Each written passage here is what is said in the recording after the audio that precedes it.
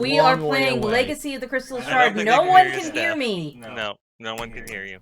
All right, my name is Stephanie, Yeah. and tonight we are Dances with Kobolds, and tonight we are playing Legacy of the Crystal Shard.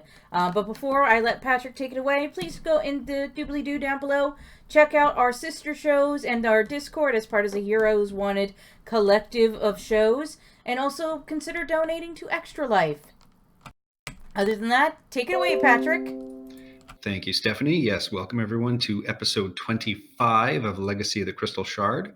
My name is Patrick. I will be the DM for tonight, running all the NPCs. Joining me tonight in this excursion are... Howdy, everyone. My name is Chris. I'm playing Radigan Conover, Human Artificer, and, just swell, good old hand. Hi everyone, I'm Tara. I'm playing Sithrin, the Silver Dragonborn Great Weapon Champion. And hello everyone, I am Lorne, and I am playing Curious, the Goliath Monster Hunter Ranger.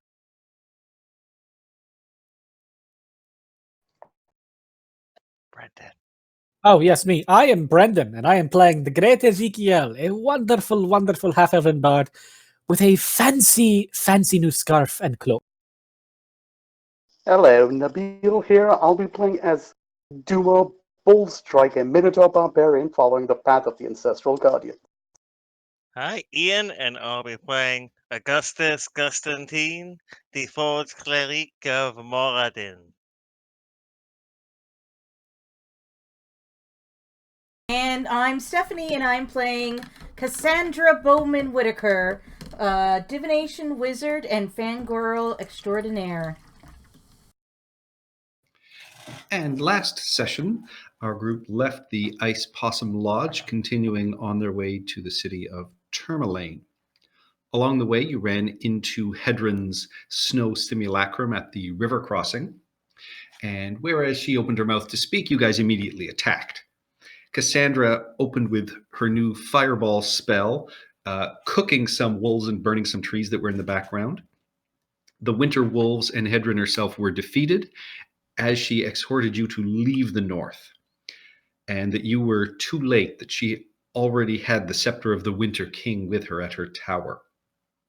Fording the river, you guys made it to the town of Tourmaline. You found that Stokely Silverstream, the leader of the dwarves from Kelvin's Cairn, was in town, and that his dwarves were questioning everyone as they entered about black ice. You then did a little shopping and exploring, where you traded some pelts that you'd found for new cloaks, capes, a Yeti coat, and a scarf. You also heard that some of the items that you had found in the hunting lodge were stolen by a thief named Keller, and you found, a couple of wanted posters up on the wall, and that the potions and scroll that you had were from the magic shop in town called Passions. Sithrin got herself a shield made from cave fisher exoskeleton, and Curious got himself a new shield and as well a fancy axe, the handle of which was carved from a whalebone. And Julkin's remains and effects were sent off to his family. With that, you guys headed off to the main sort of town hall building, which is the one furthest over here on your left, to go see Stokely. And we left off with Radigan basically entering the doorway. Right, so... And you hear a voice just say, a minute. And, this dwarf sort of opens the door for you. And, this dwarf looks kind of terrible, sort of ashen-faced, and his eyes are just bright red. And he just says, come in there. How can we help? Yeah, hi, how's it going? My name's Radigan, and I was looking for... Sorry, I've been sober for like 4 days. Can you please just quiet? I feel terrible. Terribly sorry. We'll see if we can fix that for you. Looking for a man named Stokely. And and got Stokely. I can't remember his last name. Silverstream. We're looking for a Stokely Silverstream. No. Lord Silverstream. He's in the main chamber. He's just meeting with the speaker. Who may I say is here? Well, and I'll look back at the great Ezekiel. Should we introduce ourselves as Sithrin's group or what? We are Sithrin the Sinners. Ezekiel will speak up. You see the dwarf's face kind of light up. It's like, oh, you guys are the ones that killed the pirates. Yeah, we've heard about that. Yeah, come in. And he will lead you all into the main sort of chamber. I'll grab your tokens. And inside this chamber, you can see there is a dwarven man, clearly Stokely, long sort of red beard, beautiful, sort of armor that he's wearing even, sort of in his off time.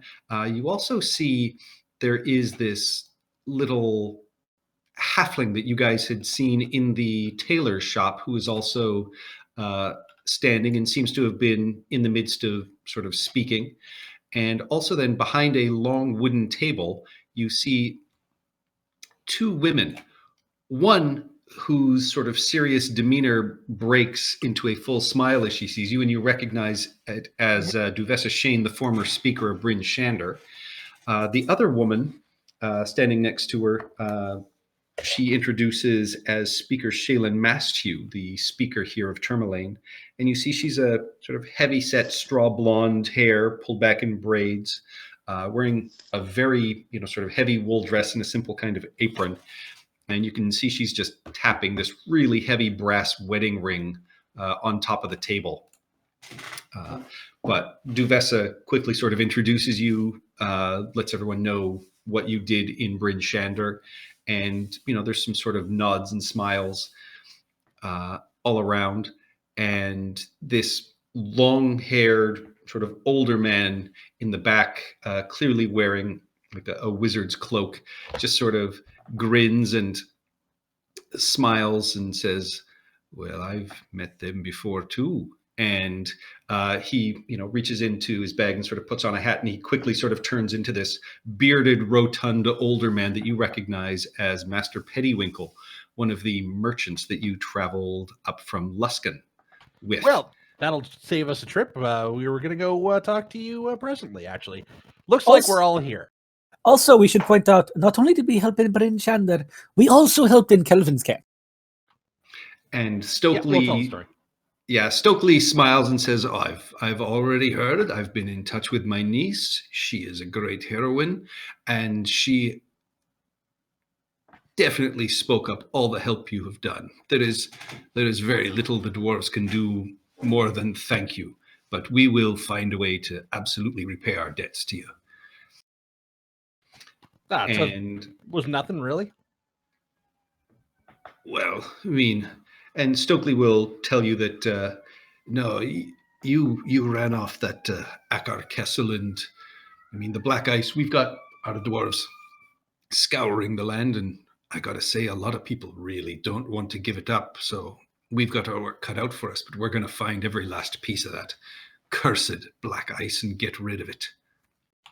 Oh, speaking of black ice, and I'll turn around towards Serum, or Pettywinkle as I know him. Mr. I am Serum the Cerulean. Sorry, I am of the Arcane Brotherhood in Luskan. Yes, Mr. Cerulean. First of all, commendations on keeping up a disguise for a straight month while we were walking with you. Pretty good on that. Don't think I can handle that. Second, we're actually going to go talk to you about a little black tower, middle of the frozen sea. Little fixer-upper.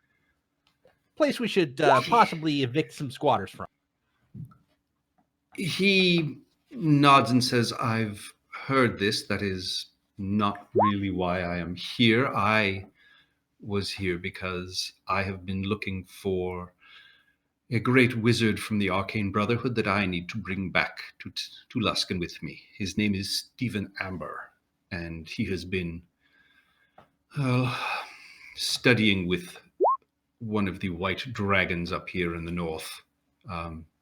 And we need to get him back, as there are some rather unsavory characters running the Brotherhood now, and I need the senior member to help us. What does this Black Tower hold? Well, and I sort of look around. If you'll forgive us, we've been well. Perhaps you've noticed that the winter around these parts has been well, a lot harsher than it has been in past years, and animal attacks and just kind of a general cursedness to this place. We believe that there's that there's individuals at play, possibly a cult of Oral of some sort. They have some sort of artifact out there, and that needs to get buried in the ocean along with anything else we find. And as you say this, the two speakers will turn and nod and just say, yes, we've had a fair number of run-ins with the cult of Oral. It has certainly been in a resurgence this year, and this explains the weather patterns. The Elk tribe was here and told us much the same thing. Apparently it is the daughter of their shaman that is the chosen that is causing so much trouble up there at the tower. This is one reason why we have brought Master Regis here. He says that he knows a gentleman that could possibly find the tower, or at least know where it is. And with that, Regis will sort of stand up and just let you know that, well, he's a barbarian, lives out on the Sea of Moving Ice. I mean, finding him is no real easy task. I mean, more often than not, he finds me. I mean, I came to know him in, just such a manner when he found me half sort of frozen and lost out there. He nursed me back to health and taught me the ancient carving techniques that few carvers practice. So, from time to time, I go out on the ice to trade stock goods for his carvings or knucklehead for my own work. And I mean, the barbarian always seems to have the largest, knuckleheads. I spent most of 2 summers with the man, and he took good care of me, kept me fed and warm. And I get the feeling he was lonely, but his language is his own. Even the other barbarians in the region have a hard time understanding him. I always, kind of use a guide to lead me to and from the Sea of Moving Ice. I mean, I can put you in touch with him and start you on your way to the old barbarian. If you agree to, perform an errand and just sort of pass along a message and note to him when you guys find him. I don't see a problem with that. Do we have a problem with that? I don't think we would. I'm asking around. No. All right. Yeah. All right. And so Regis will say, you're going to have to, travel for a couple of days onto the Sea of Moving Ice, due north, head for a place called Lone Tree. Camp there for, a couple of days, and I can contact him, and he'll meet you there. And I would just say you should do an act in whatever manner he instructs. I personally vouch for his abilities and character. I mean, there's no better guide in all the realms than my friend Drizzt. Drizzt. I don't. Well, the never heard Drizzt of the man, but, of legend? He's such a bad boy. Oh my god. He probably sounds like a weakling. Ezekiel, can you if you know Drizzt, perhaps you should know the name Regis as well. Oh no? Yes. Oh sure. Okay, that's fine. No, that's fine. That's fine. It's I fine. said yes, not no yes. I said yes. Can you guys hear Stab again, or is she? Yeah. No, we hear.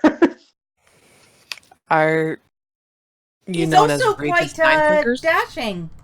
So who's this Dirt's guy? Oh, he's just one of the greatest rangers in all of Faerun. And then I'll start giving of all the play-by-play of all the books. What? Better than Windfall? Oh, wait. You saying he has a panther? Yes, he has a panther, and its name is what was the panther's name? Guinevere.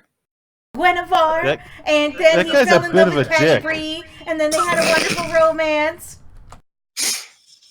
I mean, No, Dana, that's I a bit of agree. a dick. We made camp one night, and I had an elk sitting over the coals, and he took the damn thing in the morning. Wait, what? You already met Dritz? I don't know of any other drow that walks around with a big cat, so I'm going to say yes. Oh, and he's a drow too. Good, good. All right. There's nothing wrong with drow. They're just bad boys. They're bad, except for this one, as far as I've been told. Listen, I'll tell you about my experience with drow later. Right now, this is the best lead we've got. So, Sea of Moving Ice, or Sea of Frozen Ice, or Sea of Moving Ice? Sea of Moving Ice. I'll pull up a Sea of- map for you guys. All right. Sea of Moving Ice, 2 days north, Lone Tree. Be prepared for a nice, cold, wintry camping experience for a couple of days. We need to restock in town, and we'll potentially be able to head on up to this here tower. And with that, I mean, Serum will also just say at this point, if I may, would you also, on your way, be able to free Master Amber? He is what I actually came up here looking for. And, you know, I'm sorry I had to be in disguise, but it was the only way I could make sure that the Brotherhood did not know me. Why are you so scared of the Brotherhood?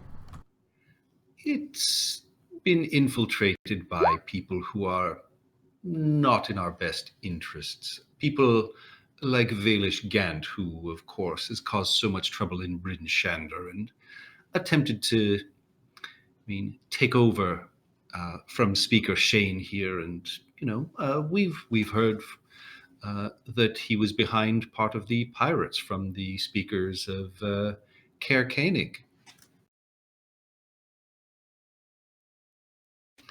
Oh, then we have to save it. Well, and he will just say, and he'll sort of turn to the other speakers. We've been coming to an agreement with someone to assist with that, but we were going to just hire some more sellswords. I had sort of given you up for lost since it had been so long since I'd seen you. Yeah, we got sidetracked. Sorry about that. Well, no, it sounds like you've done great work and very important work. But, you know, out on one of these giant, you call them growlers? Icebergs? There is an old keep that, you know, the Amber family attempted to build a few centuries ago, and it broke off, and it floats around. It's not quite, you know, in good condition. And, you know, the members of the Arcane Brotherhood have a certain relationship with some of the great white dragons. They long ago stole some books from the tower itself in a raid, and in terms of helping them, they also allow us to come up and do research and look at some of these. But we've lost contact with Master Amber, and you know, I'm rather fearing that one of the young dragons that he was attempting to, shall we say, flatter, is keeping him captive. Is we can't seem to get in touch with him via sending or scrying or anything like that.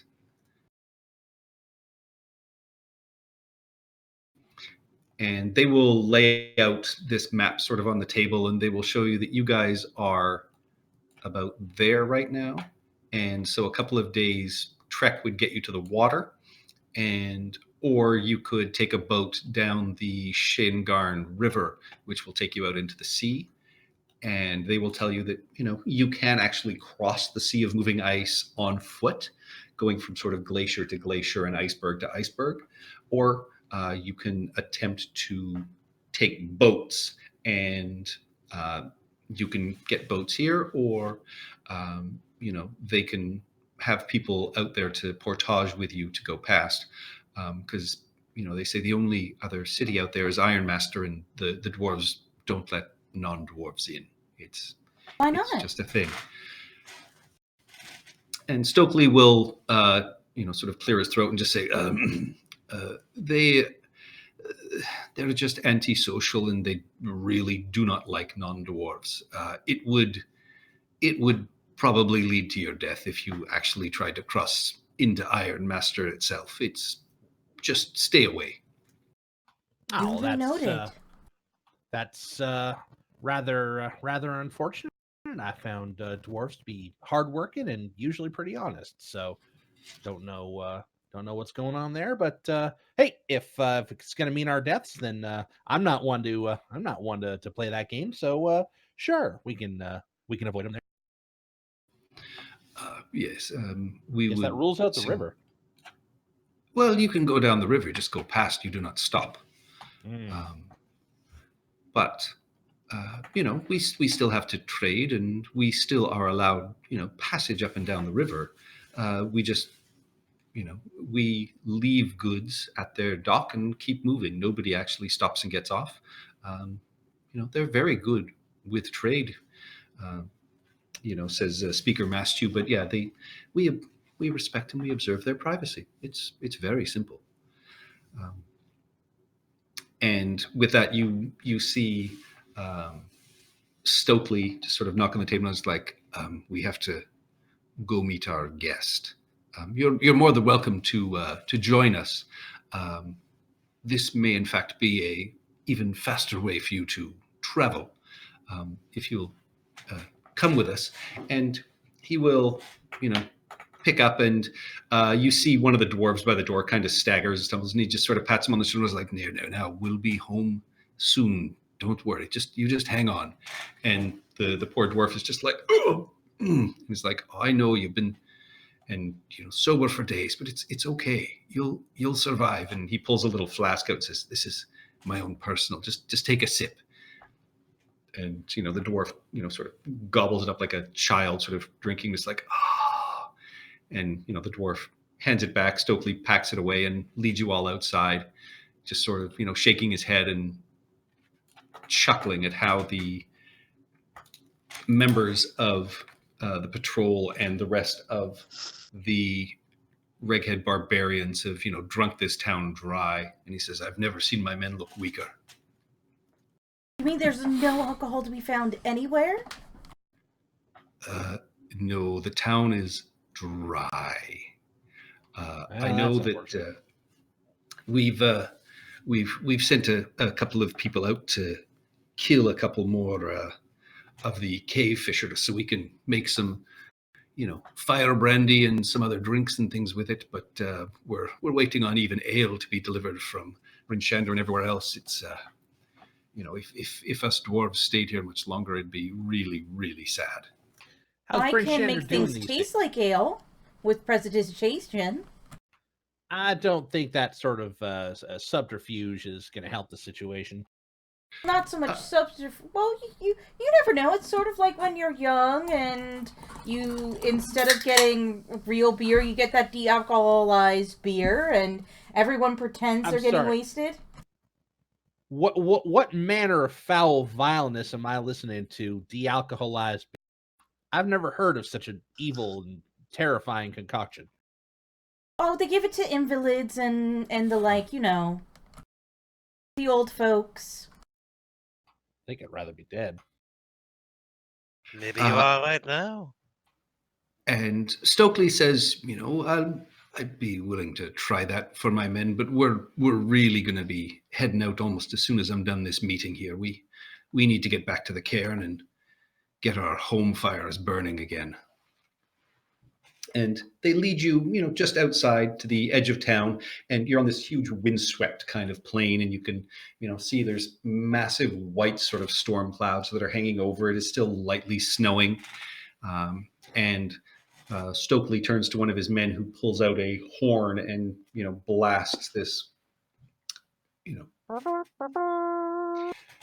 across the sort of land, and out of this swirling snow and clouds, you see coming down and perching atop one of the rock outcroppings, about 40 or 50 feet away from you, a massive ancient white dragon, and one that you guys mostly have seen before, as you can see that on its back there is a leather sort of harness and saddle with a corpse, sort of seated and dangling in it, and it just lands and then gracefully folds its wings back and lowers its head and just says, "We're still in agreement."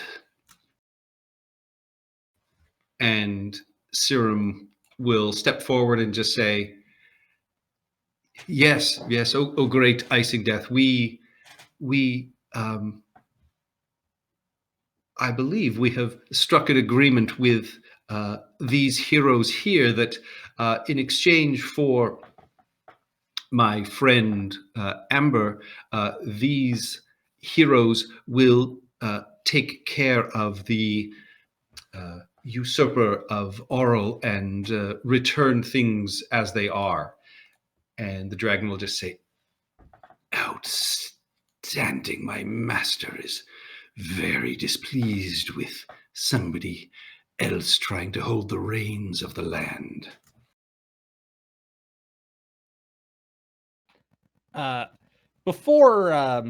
Before we sort of get on this thing's back, or maybe that's not going to fly us out there, I'm just going to kind of like sidle up to Speaker Masthew and just kind of hand back the potions and the scroll from the magic shop and say, just in case we don't make it out of this, here were the stolen goods. I think that's the last of our business. And she will turn and look and nod at you and just say, "Oh, did you? You found the thief?" In a matter of speaking, he was. We collected the bounty already. Yes. He wasn't himself.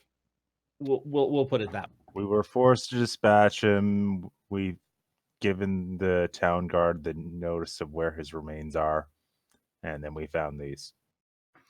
All right. And as this is happening, the dragon, you see, sort of move closer, and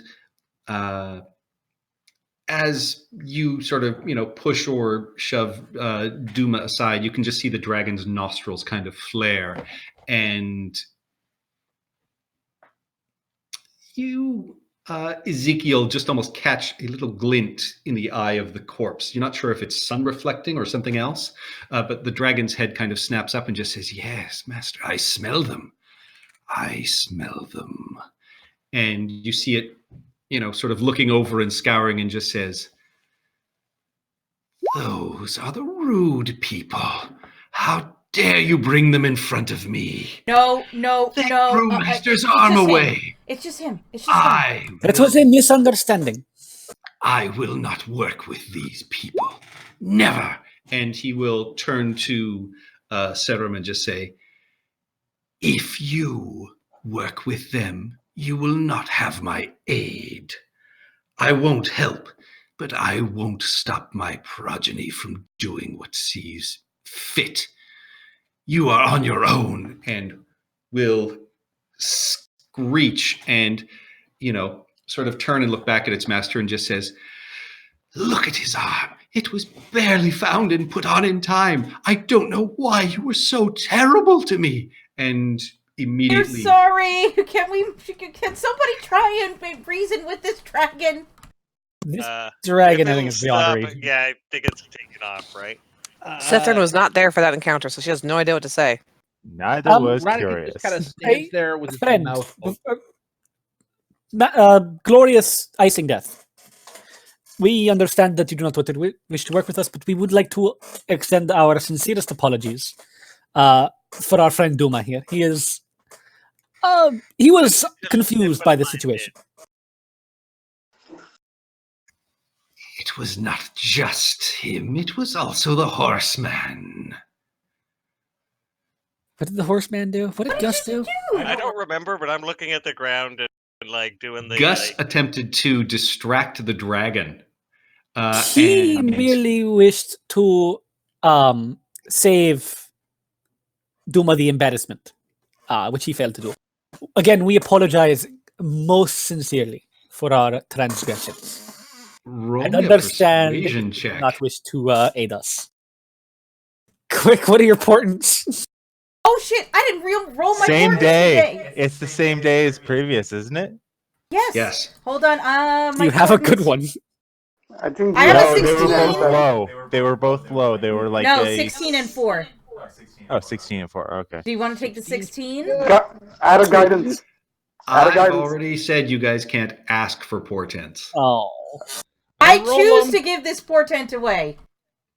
It wasn't in your head. Roll me a persuasion check, Ezekiel. guidance. 21. Yeah, no. Could have been a 26. I had no fear of you failing on something like that. So with that, I mean, the dragon sort of turns and just says, "Pretty words, but my feelings are so deeply wounded and hurt. I will not stop you in your tracks, but Cryovane, whom I would have called off otherwise, let your sweet perfumed words work on him to see if he will give up Amber. Good day to all of you." And with that, the dragon will sort of take flight, and the snow sort of whips off.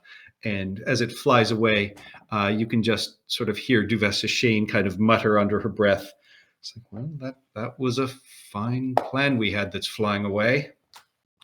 I'm not sure what happened or what. Had we Stuck in known, the loop. we would have stayed out of Duma. sight. Also, Duma, thank you very much for your continued assistance in these matters. Duma, you are not on the same part of the food chain as that thing. But you don't know unless I try. Duma, it would And- eat you. It is a Sirim will just turn to you and say, "What did he mean you threw his master's arm away?" Lizard was being a douche and I took his arm. And I did not throw it away. I thought he was going to eat me. I panicked. I threw the arm on the ground. It wasn't meant to be a disrespect. It was supposed to get me the hell away from this fecal Apparently- lizard. Apparently, dragons do not like the 5-second rule. Oh, If it didn't let me go in 5 seconds, I would have shoved my sword Right. inside its head. You would Buries have died, face Duma. in his hand. I feel my chances are better than what you're predicting. I mean, I'm assuming Ezekiel, the great Ezekiel and Duma just arguing back and forth about his chances, but We Everything- just Duma, made its our teeth are as big as you are. we just well, my made our axe. lives It's a smaller lot than you and harder smaller than its teeth. we- All right. With that, you guys can head back into Tourmaline. You can spend the rest of the afternoon doing as you see fit.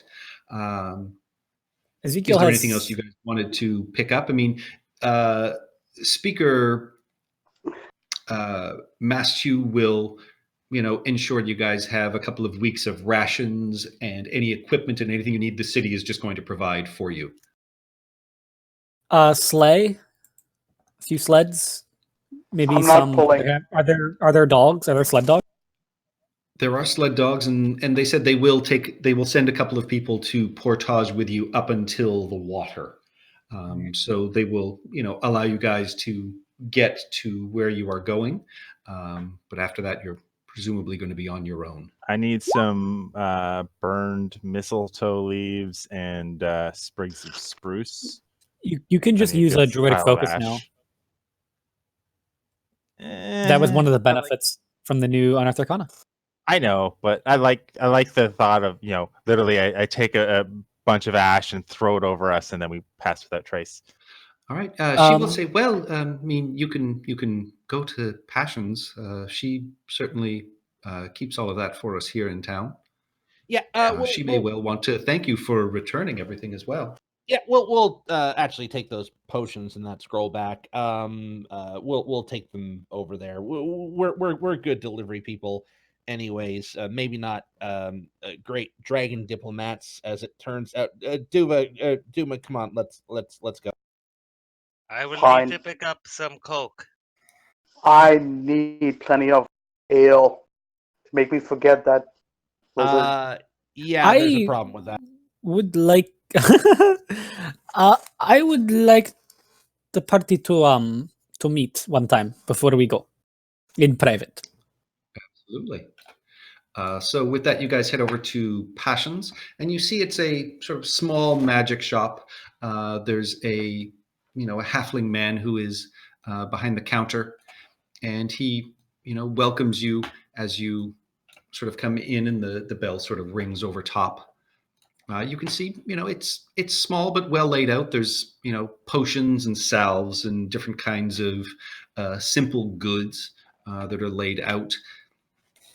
And there is a small what looks like kind of gremlin or imp that is sort of hiding up in the shelving and just sort of says, "Welcome to Passions. Welcome.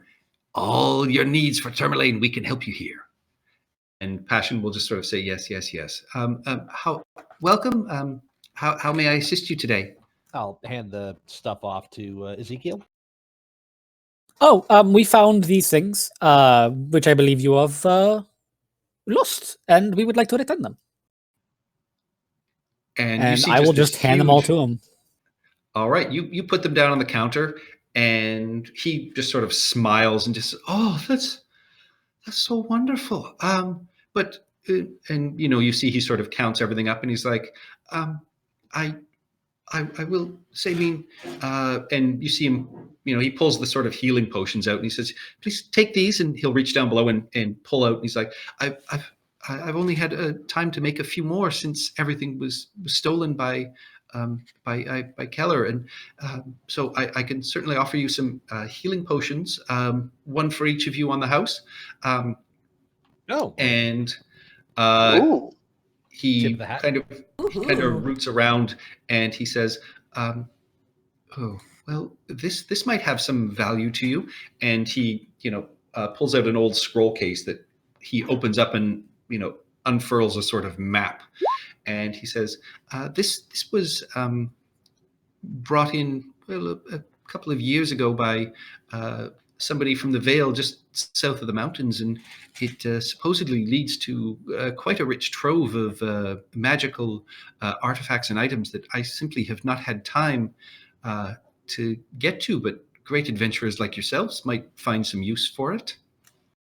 I kind of peer over the map real quick. Does this look like any place near where we're going? Give me an insight check. My insight is down here, and you know what? I will pull over my goggles as I do so, and just give myself an extra little one of those. Looking at it, you recognize certain landmarks, and it is part of the Vale to the south. And Augustus, as you sort of look at it, you recognize it as being in and around where you grew up, and some of the landmarks in the woods and the forest. So I would say you definitely, sort of remember and recognize that, yes, this is probably a valid map. Yes, it appears to be there is so and so, and what's a hill and such a forest? And Oh well, thank you very much, Mr. Passion. Wouldn't mind perusing your shop here. I mean, sure does look like you got yourself quite a stock. You looking around, you see that most of what's left are various components and things like that. He says, oh, the items and that in the back, they're artistic and they're very beautifully made, but they're not magical. Most everything that was magical that was really good was taken by Kellen. Though your eyes, as you're looking around, are drawn to the ceiling, and up on the ceiling, you see a pair of slippers just sticking to the ceiling. What's with those?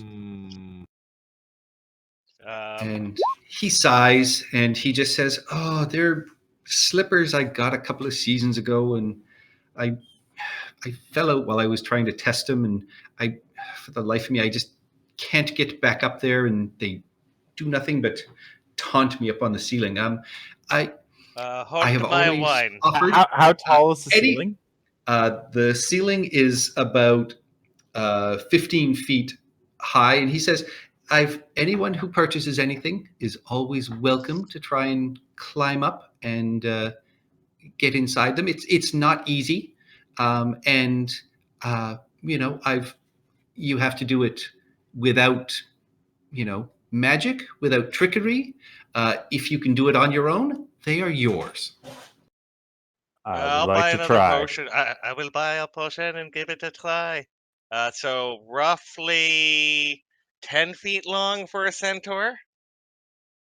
So I'm going to, for the body length, so I'm going to rear back and either put my hands in it to bring it down. If that doesn't work, stretch my front feet up as I'm rearing and put those into the slipper.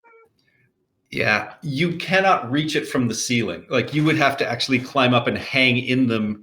And Passion will say, "Yeah, you've got to get up onto the ceiling and slip inside them and try and attune to them for an hour before they'll move."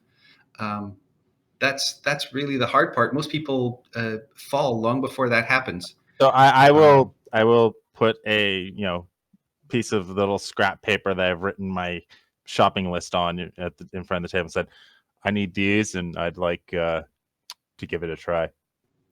And Passion will say, "Oh, absolutely, certainly. So for Augustus and Curious, each just roll me a d20. See who gets first crack." Okay. Ooh, a 6. All right, Augustus, you get first try at it. So first up, give me an athletics check as you sort of climb the shelves to try and make your way up to a point where you can swing across to try and get inside the slipper. Again, is there anywhere where I can lie on my back on the shelf and just have my feet go up? Or is that kind of Nope. trickery? Nope. They are in the center of the ceiling. There is nothing underneath them. You've got to actually try and make your way up to it. And it's got to be feet. Yes. Oh, okay. What is the ceiling made of? What's the ceiling made of? Yeah. It is. I can't do this, right?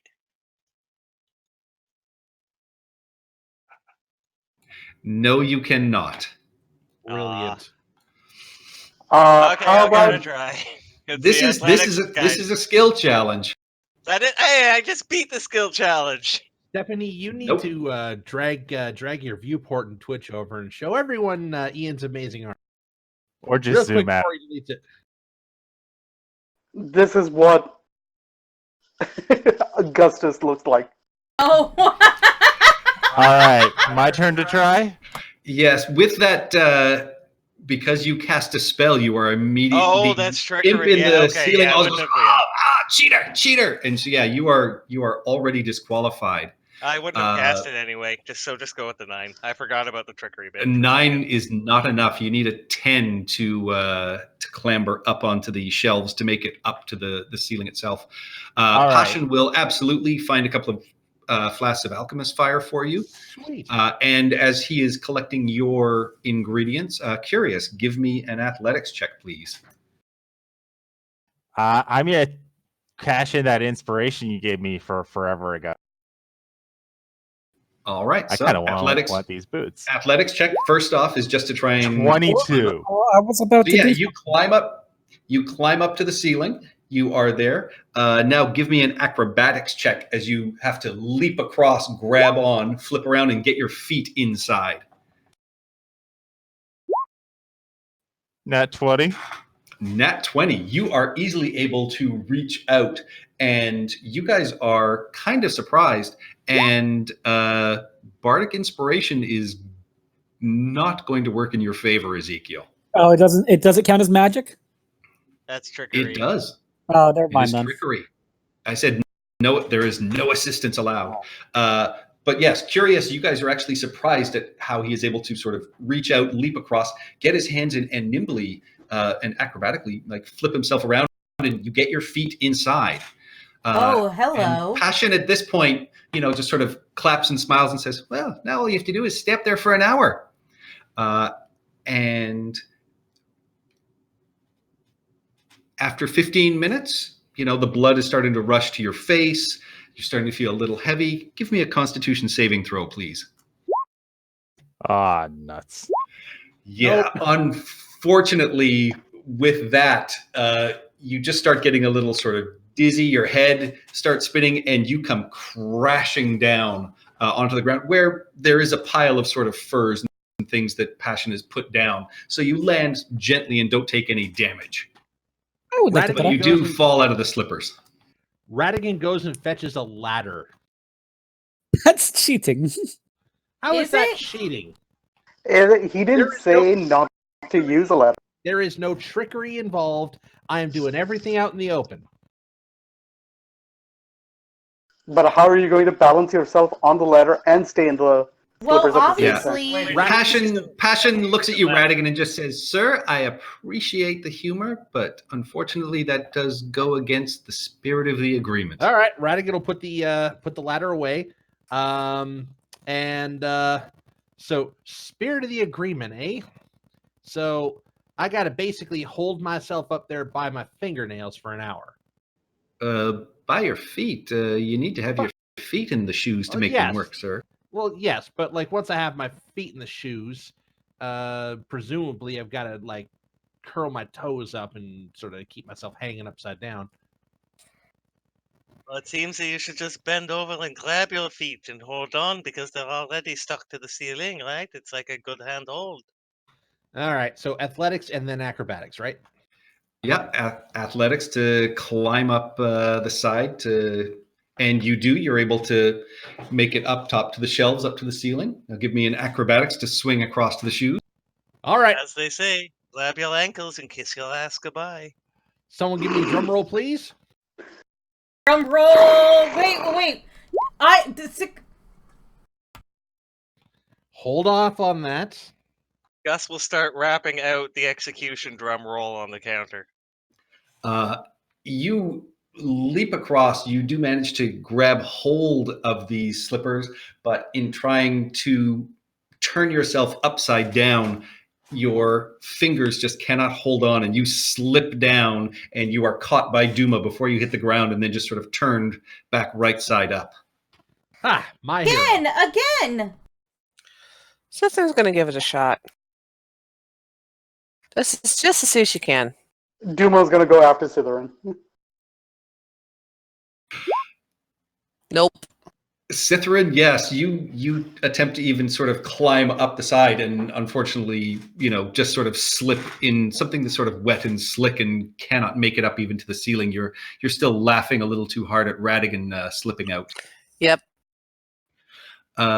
Duma. Sorry, I'm just opening up my character sheet. Athletic. Are we about Yeah. to have a wall walking minotaur? Just a here? quick question. He said I have to buy something, but does my bad reputation let me pass that? Passion is chuckling, and because you guys returned the goods, he's more than happy to let you guys give it a try. All right, so I didn't need to use my bad reputation. Okay, athletics coming up. Please don't fail. It's gonna be so. You are able to easily climber up the shelving unit. You are up at the ceiling. Give me an acrobatics check to leap across and get your feet in the shoes. Oh, I'm gonna land on my horns.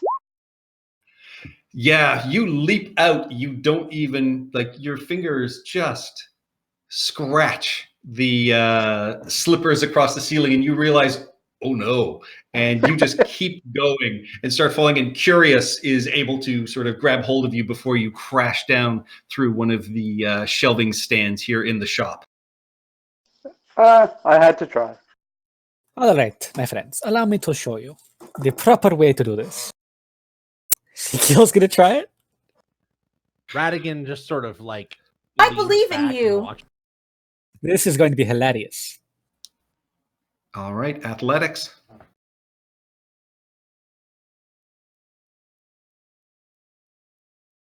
11. 11. You carefully and slowly make your way up on top of the shelves. You have reached the top. It's a little rickety, but give me an acrobatics check to make your way over to the slippers.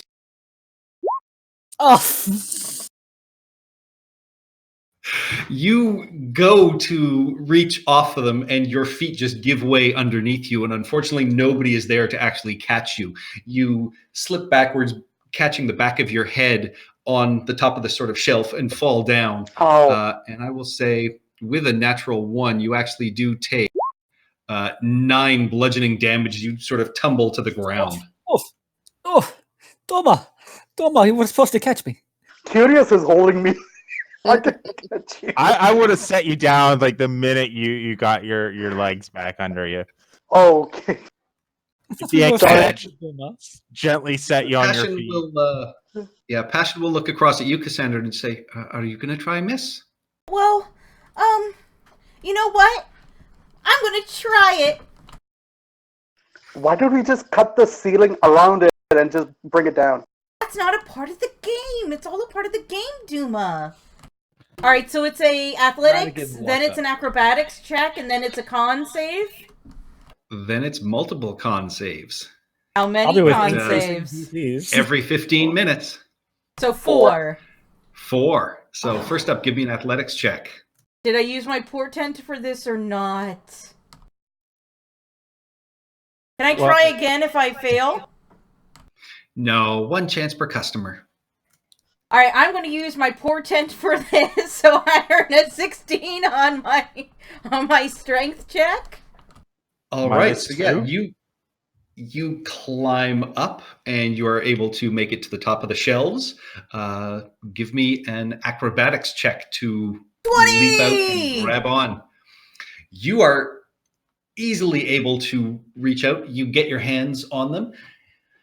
Thinking back to some of your sort of gymnastics training as a child, you flip around, you get your feet inside them. You are currently hanging upside down on the ceiling, Cassandra.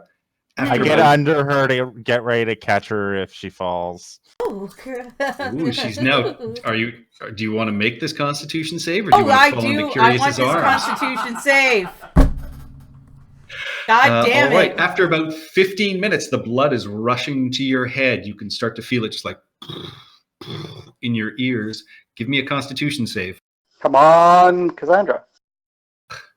Unfortunately, a 9 is. You need a 10 to pass. So no.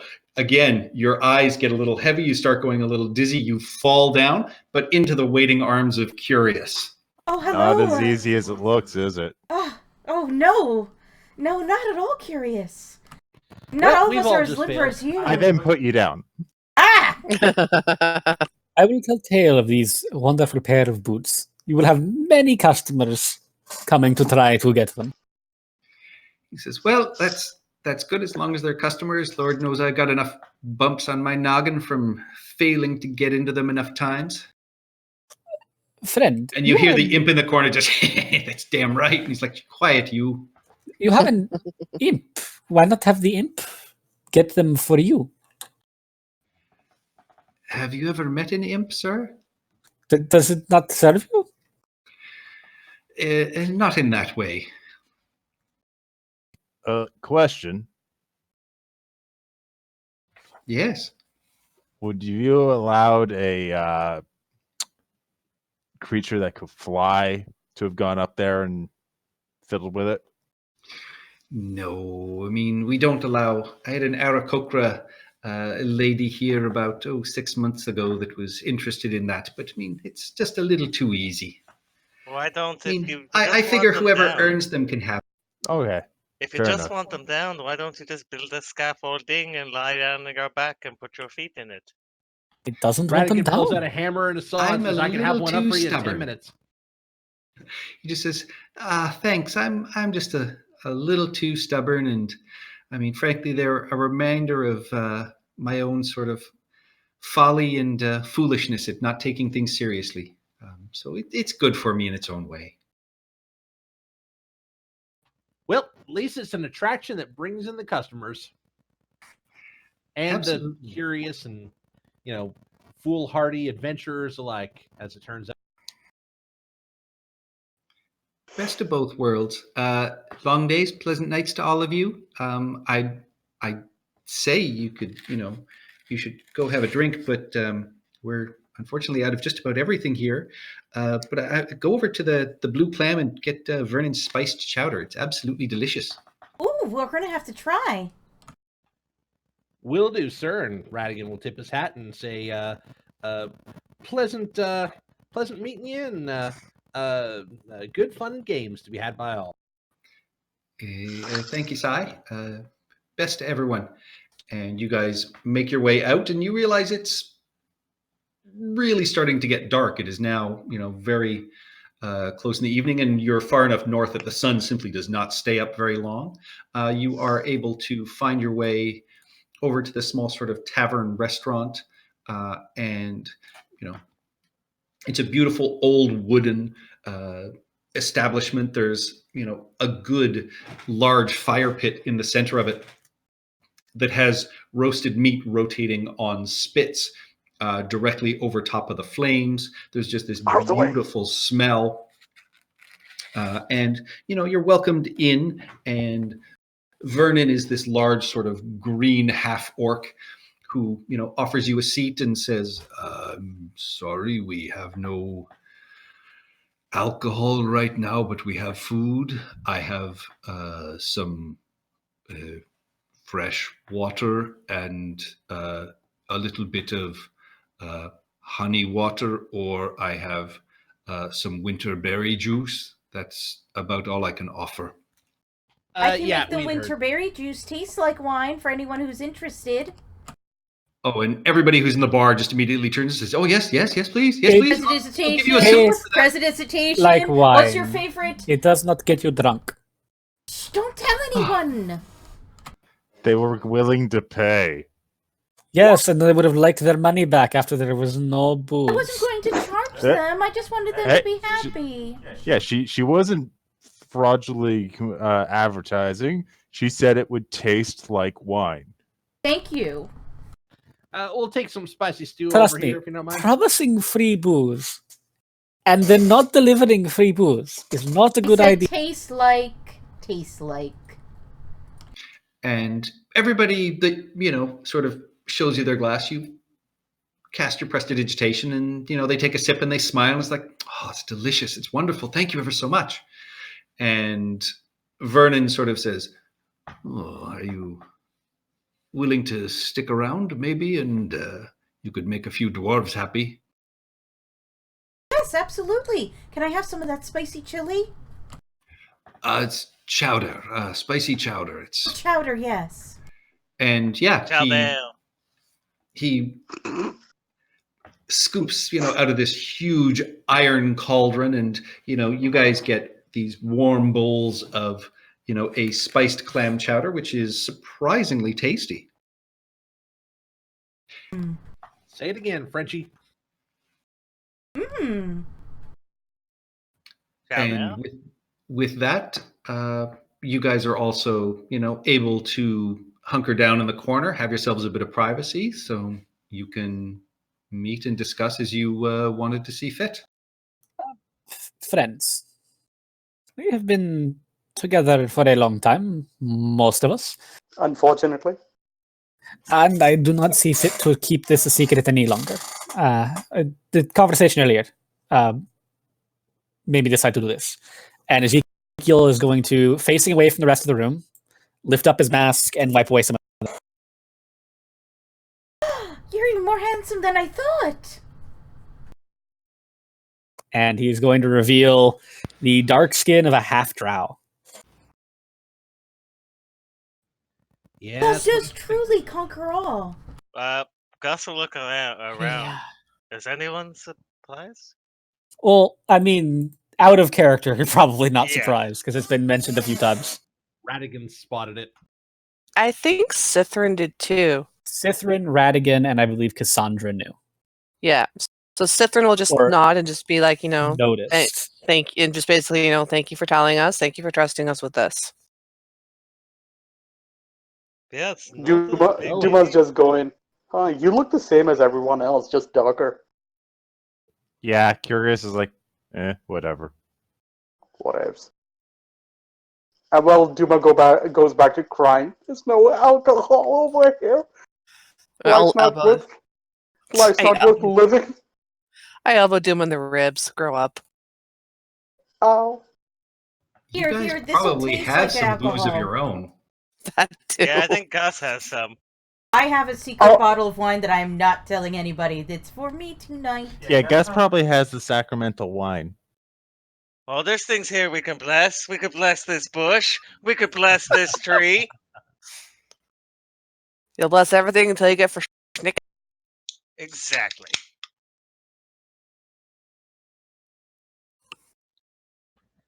Radigan will just kind of start digging through his sort of, very deep extra dimensional space and just kind of be like, did I leave a flask in here Well, I somewhere? do smell an opportunity. Communion in 1/2 an hour. Come on, sinners. And I will give put the mask everybody back a on. thimble of booze. Wait, I take Walladin be with you. did you mean to do that double entendre? Which one? See? Sinners. Yes. Okay. Yeah, I'll go set up a plate somewhere. I'll set up to do a communion type thing, and hand out a thimble full of booze to anybody who comes. Moladin be with you. Moladin be with you. Sithrin is going to. Sorry, go ahead. Yeah, Radigan's going to lean forward as Gus is heading off to convert the bar. Radigan's going to lean forward and just sort of ask the great Ezekiel, pray tell, friend, where were you about 5 years ago? I was in Waterdeep. You were in Waterdeep. I grew up in Waterdeep. Did you happen to catch some itinerant drow around the Amphail region about 5 years ago, by any chance? Know of any happenings out there? The only drow that I know anything about is my father. And I Right. suppose famous ones such as Dritzt. Right, so you don't know too much about no drow cattle rustlers about 5 years ago in the Amphail region. I know nothing about any cattle rustler. As I said, I was a city boy. I lived in Waterdeep. Yeah, you carry yourself like a city boy, honestly. Blow. Just so that just so that I'm clear as to which drow is which. That's all. And Radigan will lean back and keep sipping at his wine-flavored water, I guess. Going all Southern Justice on him. Sithrin is actually curious, why does Ezekiel choose now to, show himself? We have been traveling for a while, save Curious. But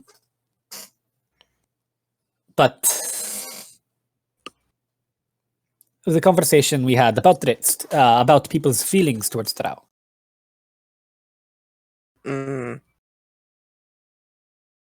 But you're not a drow. You're not a full drow. Half drow. Exactly. As far as Sithrin is concerned, that's completely different. So you don't fall under any of the oh, word. Colonialism. Stereotypes. Yes, thank you. I mean, if we're going by stereotypes, then I'm supposed to be half dumb and you're supposed to be half evil. So, whatever. You look more Sithrin- like you're Sithrin made half understands. I know you understand, Sithrin. I remember far, far back when we first met and you were pretending to be an entirely different race as well. I'd completely forgotten about that. Yeah, I she's not remember it because I smiles. literally was playing somebody pretending to be a different race. So wait, you were pretending to be a different race too? Yeah, Well, she was half a elf human instead fighter of a- when she started. Oh right. Yeah. Yeah, because I was trying to get out of the city quickly and undiscovered, so I disguised myself as a human.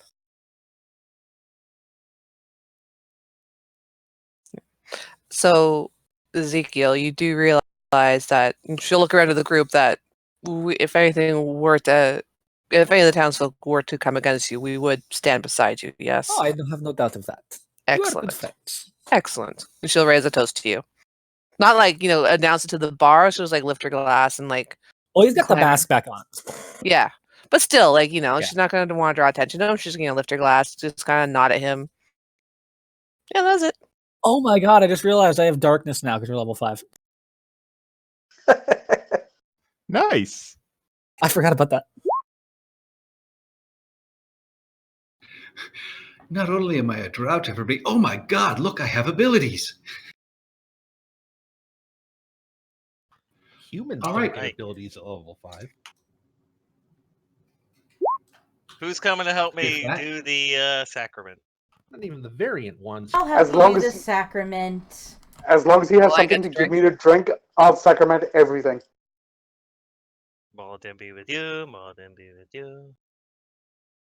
So are you going to head out onto the street and do this? And Yeah, I'll set up my normal spot, normal place where I do my preaching, and announce that we do have a taste of the Lord's sacrament. I guess Moradin is now the Christian god. But anyway, You're saying the dwarven booze, god yeah, of the yeah. forge would not want that's a good alcohol. point. Okay, yeah. So Moradin's blessing, come and get it. and there are a few people that sort of eye you up and sort of wander past and just say, "Oh, you got stew again?" And then when they hear that it's alcohol, you hear just sort of a murmur, "Oh, it's got booze. He's got booze." And a few of the dwarves that were still left here come sort of staggering out and they just say, "Please, sir, can we? I will absolutely drink to Moradin." All right, and we'll give the traditional little tiny cup. Moradin be with you. And after the first round, I'll start using investigate just to make sure no dwarves are trying to, part their beard and come back a second time. Put on a fake beard on top of their beard. Yep, give me a perception check. All right, perception. I should close my character sheet. You should be good at it. I mean, you are a wisdom-based class.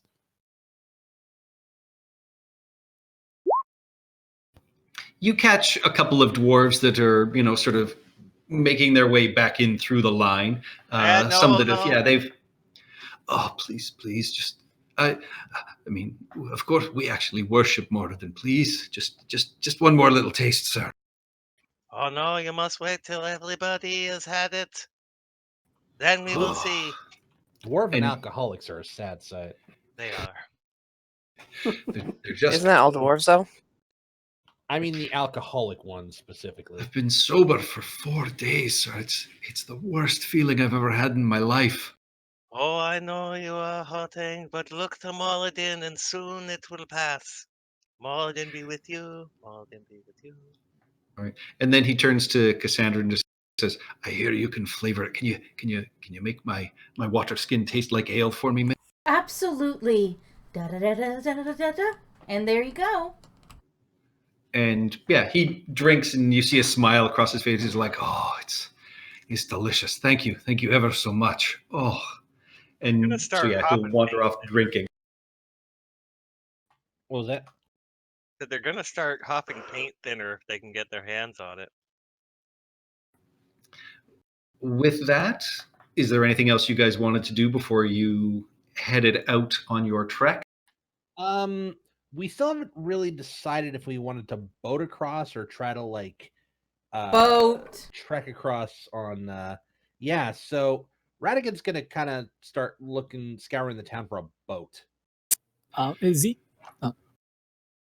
And you easily enough, I mean, you head down, I mean, and on the riverfront, there's a small little boat launch, and there are, a couple of people. There's a dragonborn that is, there, and you see there's, an orc that is working, sanding and refinishing and working on some of the boats, and they welcome you as you walk up and just say, "Evening. What can we do for you, sir?" Howdy there. We're looking for some sort of ice cutter of some sort to get us into the sea of moving ice from launching from a couple days north of here. Got anything? Got any fixer uppers? You can let us. You're part of the folks that Speaker Matthew told us about. Yeah. We're just working on them right now. And he sort of shows you around. It's like if you know anything about boats, these are little kiosks. They're what the trappers and ice hunters up north use. They're nimble, so they can move in around the ice because those things smash together, and you got to be moving quick. Our best boats, unfortunately, were stolen. I don't know, about 10 days ago, a couple of miscreants came and took them from us. But we'll have a good pair of boats for. I mean, how many are you traveling? They said 6. 3, 4, 6. Looks like 6. Yeah. Well, I mean, between these, this will be, each boat will hold 4, so 2 of them will be 8, and then, if anybody else is traveling with you, you should be fine. Yeah, we are going to need one more seat. Yes. If you need any assistance getting these boats all waterworthy, well, I've got my own tools. Do you want to take a 5-minute break right now? Just to hit the bathroom? Yeah, I'm just about to finish this up, and was going to call it as you guys went for your long rest. Yeah, they are happily willing to have, as you pull out your tools, they eye them up appreciatively and just say, "Yeah, absolutely, sir." They'll show you just how to work the boats and work the wood, and you're very easily able to get the hang of it. So yeah, you can spend the rest of your evening doing that. It's a Radican way to spend the evening. All right. And so Ezekiel, you write a short letter to Helda regarding Julkin, and you can have it handed off to Stokely and the other dwarves before they leave during the day. But you guys are put up in the speaker's home. You guys have a very warm bed, and your clothes are actually taken and laundered for you, which is the first time that's happened in a while. But you all have a very pleasant long rest. And yeah, we'll take a quick 5-minute bathroom break. All right. All right. Excellent to be right back. So on the long rest, you regain half the hit dice you use? Yes. All right. So That half the hit dice you used, up to half of your total number of hit dice. half. Okay. So if you used 3, and your max is 5, I believe you gain 2. I think it's rounded down. But yeah, Rounded down. Oh, okay, so that makes sense. Yeah, Okay. like half your max. So yeah, if you can get 2 hit dice back.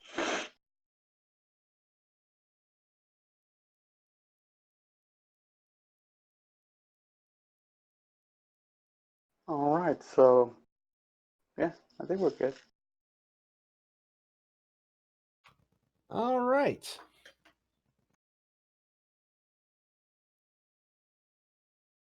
I technically lost hit points by taking a long rest. Oh, you lost your temporary hit points. Yeah, I had 5 left over. Oh, geez. Well, ladies and gentlemen, we're on intermission right now, and here to entertain us is Nabil singing a lovely rendition of Neil Diamond's "Sweet Caroline." Nabil, take it. Sweet Caroline. That's Nabil, pretty. bring it back. Okay. Well, first of all, if you're going to start it off, it starts off with where it began. I can't begin to know when, but then I know it's going strong. Was in the spring, then spring became the summer. Who'd have believed you'd come along? Yeah, I think I'm butchering the song more than William Shatner butchered everything else. Yeah, but Yeah, we're doing a spoken word version. It's not going to be great. How are we gonna play the ba ba ba part? Well, if it's like anything like karaoke, it's always just ba ba ba. Hands touching hands, reaching out, touching me, touching you. Okay, I'm getting creeped out by that lyric.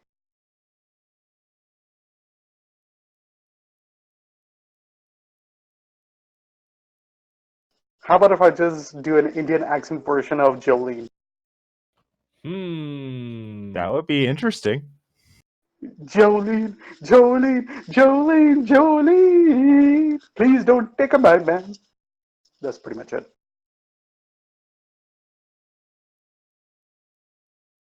So I'm not sure if Twitch is gonna if you could lose a Twitch channel by like bad singing. Well, but I did mention it was That's against, Dolly Parton's Jolene, so we should be okay. right. Not sure if it's against the terms of service to like destroy the eardrums of your listeners. Oh, you mean that? Okay, no, that makes sense. I could do a very steamy session between Yoda and Jar Jar Binks. No. Crap. Yeah, that's fully intentional horror. I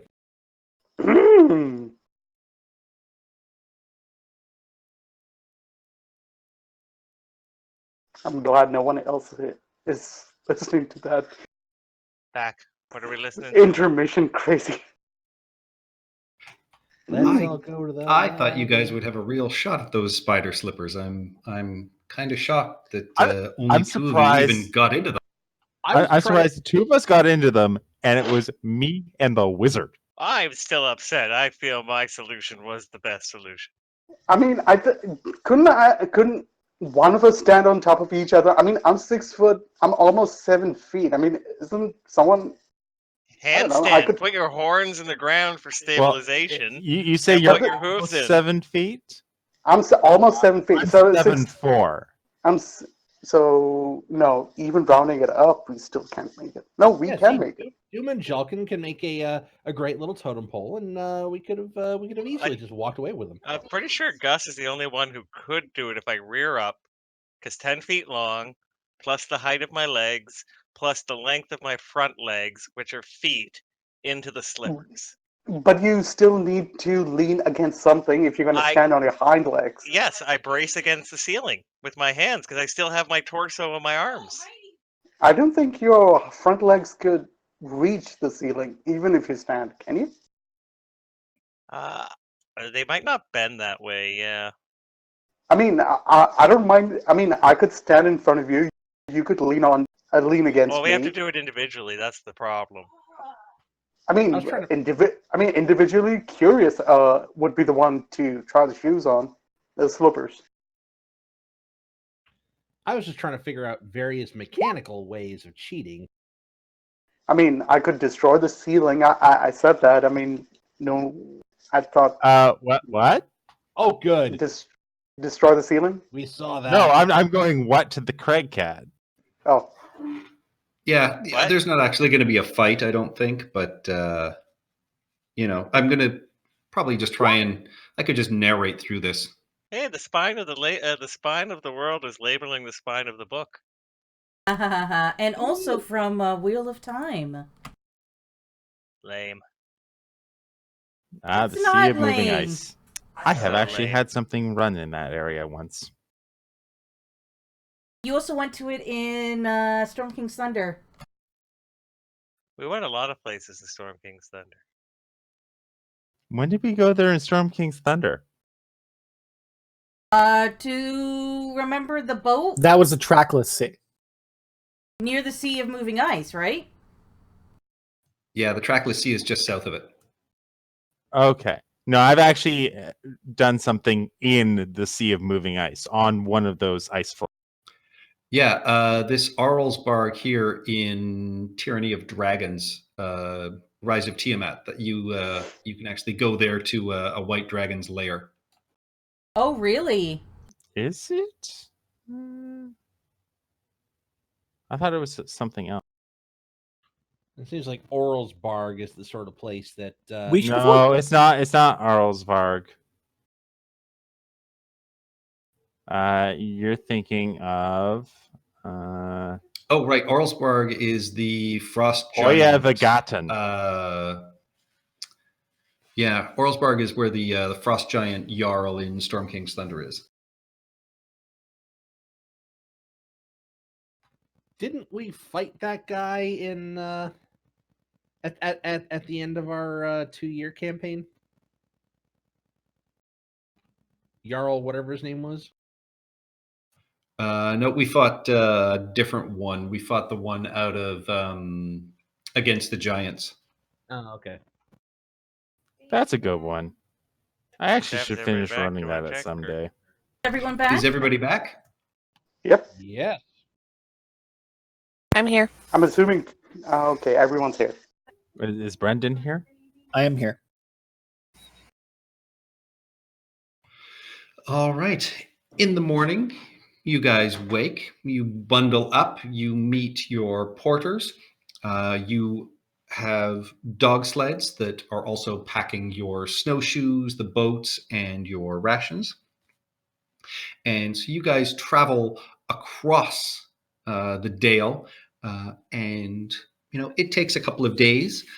You have your porters that show you you have your tents, but they also teach you how to build some little ice shelters. And eventually you do reach Lone Tree, which is literally this single tree that somehow is growing out of the ground here. And you can see the area around it has been built up with blocks of cut ice, and it's fairly easy to make a viable shelter here. And you're also shown that in several areas around the camp, there's these 5-foot-high iron bars with crossbars on them that are visible once you sort of clean them off. And as you open them up, you can see that they're larders containing dung fuel, some preserved food, and blankets and things like that. And so the porters that are with you, take some things out of there, restock with other supplies. And you can also find a couple of areas around here that have been spread with moss that makes it, pretty good insulation against the cold. And rather than run this sort of attack, I'm just going to take you guys through it. That, you camp here for a couple of nights. On the second night, whoever is out on watch, you are keeping watch when you see these white shapes move out of the snow, sort of slinking in, and some crag cats attack. And as you are sort of fighting and keeping them sort of at bay, seemingly out of nowhere, a bundled traveler appears and tears into the ranks of the cats. He is wrapped in heavy furs, and only his lavender eyes are visible through the slit in his facial gear. And you Is see this his him? 2 scimitars weave a mesmerizing dance, cleaving wolves with graceful strokes. Ah. Ah. And after the fight, this berobed character introduces himself as Dritzt and offers a couple of potions of healing for anyone who is sort of injured, and explains who he is, and says he is Dritzt Do'Urden, friend to Regis, and that Regis asked him to lead them out onto the Sea of Moving Ice. And so, once back out into the winds, into the shelter, he just kind of sits in one of the corners and appears to just sort of nod off. but Ezekiel, you recognize that he's Trancing. trancing, but also actually paying attention to everybody and sort of taking the measure of everyone. And, you know, come the dawn, you know, he removes, you know, some of his headgear, and, you know, you see that he's a figure of, you know, perhaps about 5'6", though he's actually 5'4", with a slim but strong build, long, smoothly flowing white hair, dark skin, and, you know, these lavender eyes. And he's actually a little taken aback when there's very little sort of reaction from all of you to him. And he does kind of, you know, sort of nod and recognize, you know, some of the motifs on Ezekiel's armor, and just, you know, just says, "I see you are also of the family from below." I much prefer my family from above. Thank you. And Ezekiel will kind of look at the party. I don't truly know anything of the our people. He says, "Well, I've also left them for quite some time, but I still do appreciate those that I have left, and there are, just as there are above, there are good and wrong-headed folk in both. But I am pleased to see you have joined together with such a wondrous group. I have heard great things about Cithrin and the Sinners." And he'll turn to you, Cithrin, and just said, "I heard you were 8 feet tall and, you know, were a mountain of a dragon and breathed pure ice. But it's good to see you do live up to most of the legend." Cithra just kind of smiles. She's like, "Not pure ice, more frost." Indeed. And, you know, as everybody is packing up and getting you ready for the morning, he will just turn and say, "So, how are we traveling? Do you want to go over the ice or across the water?" I think we're prepared for going across the water. And Radigan will point to the kayaks that we brought. And you see him, you know, sort of shudder, and he just says, "I'm not a fan of the water, but I did promise this to Regis." And as the morning sun comes up and it is incredibly bright, you know, you see him wrap himself up, and, you know, he takes some of the ashes from the fire and rubs them, you know, under his eyes, and just says, "Even with your eye gear, this will at least ameliorate some of the brightness. But, you know, it's not something I enjoy." Didn't I make a bunch of those at the very beginning for everybody? The snow goggles? Yeah, you guys have them, and, you know, he recognizes that, but he's just saying this will help in addition to it. Oh, okay. Radigan will take the advice of the strange drow man who he's just met. But the makeup, I spent much time on it. Even Curious, of course, you know, being of this area would know to do that. Do you Yes. not have any dark makeup to draw a dark band across your face? I do have a bit, but I mean, I don't buy much. My skin is already quite dark. Right. Well, now's the time.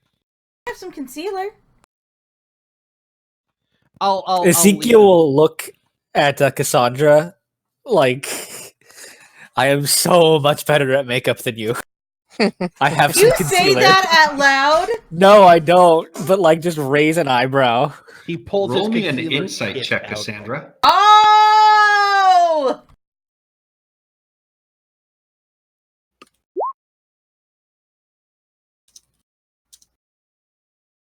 Yeah, with a 10, you don't pick up on the nuance, unfortunately, and do not take offense at that. Thank God. New portents, right. Yes, new portents. And with that, your guide will Wow. Thanks a lot, Stephanie. Hey! I look forward to that. I look forward to that 3 and the 2 being used against me. And your guide leads you out, across the ice fields, and you can see, I mean, with the sun coming up, it is still absolutely beautiful as this blue and silver sparkle sort of dance in front of your eyes across this ice field. And he leads you out to the water. You portage across a couple of flows and finally get your boats in and start rowing and moving. And the sailors are quickly able to get used to these very small, sort of nimble kiosks. And you are making your way through the sea of moving ice. Moradin, row your boat ashore. Hallelujah. So I'm just going to have the 2 boats and Cassandra's token for visuals at this point. Visual But aids. the water out here is dark blue, and then there's these beautiful sort of almost greenish blue flows of ice that come past, and some of them are tiny, some of them are vast. And you travel for an entire sort of day, and you're getting the hang of everything and are able to move out of the way of some of these sort of icebergs. And at one point, as you're coming through the ice, though, 2 of the massive icebergs begin to sort of close in on you from each side. What do you guys do about this? As you can start to see the shadows loom over you as just these walls of ice are coming in on either side towards you. Fire's probably not going to help here. I'm going to Evasive cast maneuvers? guidance. Yeah, I'm going to cast guidance on whoever's driving my boat, either Sithrin or Duma. Yeah, same. And On the whoever's on the other boat, I mean. All right, you guys can give me strength checks to try and row quickly out from beneath the bergs. Let me get my. Yeah, I would have been pushing right. off from one of the ice flows. Strength get check, more right? acceleration. All right, yeah, you can push off with your sort of weapon to aid. So yeah, I'll give advantage to Duma then, as I'll say that will aid you, as your 19 is more than enough, along with your guidance with a 23. Yeah, you guys are able to row sort of hard and quickly, and you make it through these icebergs as they smash in behind you, and just with this massive sound, you guys are able to slip through. And you see that Drizzt is, kind of gripping the sides of the boat tightly, but he nods and, even smiles a little bit at this, and is suitably impressed. You guys camp, and on the second day out sort of rowing, you actually start to occasionally see other people out in boats, and they see you, and you can see they're sort of hunting seals and collecting other foodstuffs that they've trapped, and they'll sort of curtly kind of nod and let you go on your way, but they don't come across as either friendly or unfriendly as you pass by. Radigan will tip his hat. I will nod to them as well.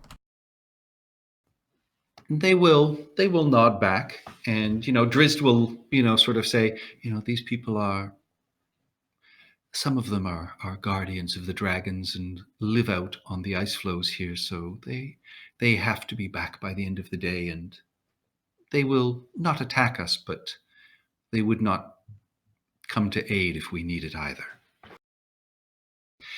And afternoon of the third day, you are basically brought to a large sort of ice floe and iceberg, and Drizzt will have you guys sort of come to one side, and you portage up over top of it. And, as you are sort of climbing up with all this sort of mist and snow and wind that is continuing to blow around you, suddenly rising up in the midst of the party, sort of right out of the snow, is this huge barbarian warrior.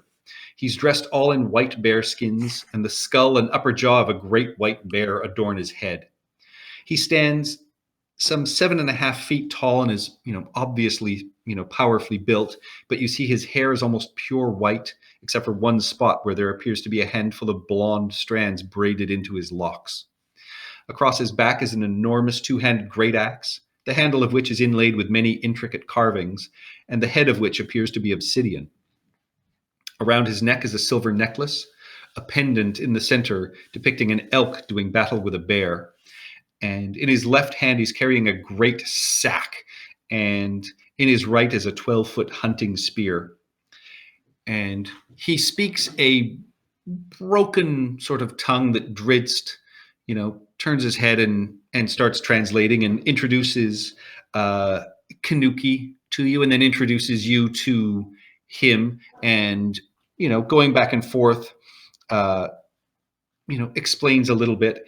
And it's apparent the more you watch him that this man is incredibly old. You see that there is loose skin on his sort of well-muscled frame, and age spots on his skin show up in and amongst his dark tan. But I mean, except for the obvious sort of signs of aging, he appears to be very well cared for and able to sort of look after himself very well. And as Drizzt continues to talk, you see him just raise sort of one hand at first, and he removes from the sack 5 of the largest sort of frozen knucklehead fish you guys have ever seen, even in the fishing towns that you've been sort of moving around across the Dale. You would assume that they're probably worth a small fortune even before they're carved. And Ezekiel, with your perception, you notice that inside this sort of pack, you also pick out the image of a carved image of a woman that has yellowed with age, but the detail on it is incredibly lifelike. That the figure almost appears to be breathing to you, and it's carved from knucklebone fish that's probably decades, if not older, to your eyes. Detect magic. As you cast that, you see him sort of bolt sort of upright and eye you suspiciously. You do not get any magic off of this figurine, but you do off of his axe. Well, that's his business. I'm not going to look at the axe at all. This is incredibly lifelike. And Drizzt will sort of turn and just say that, Kanuki is the last of his people. And he chooses the life on the ice the way that they used to. And he just wants to, do you have any questions for him? Why is he the last of his people? Yes, actually. Patrick, remind me the name of the thing that Oral got her hands on. She got her hands on the Scepter of the Winter King. Does he know anything about the Scepter of the Winter King? You see his face turns very serious, and Drizzt will translate and just say, the Winter King is almost a legend now. He's almost one of the forgotten chosen of the gods ages ago. It is said that, yes, with his scepter, he changed the seasons, but could keep it winter for as long as he wanted. Well, that doesn't sound good. No, if this is part of the reason that the weather and the animals have been so strange, he does not think it bodes well. What was the message that Regis had us delivered to this guy? It's a skin that you see is covered in various pictograms and designs. And it's a language you don't recognize offhand. If you'd cast comprehend languages to sort of figure it out. But as you pass it along, you see him sort of open it and eye it and he sort of nods and at one point kind of smiles, and then he tucks it into his pack. All right. So that bit of business is done. Can we can we find out the location of the Black Tower from this individual, and if Hedron has been seen around there recently? He nods at the mention of the tower and says he knows the tower,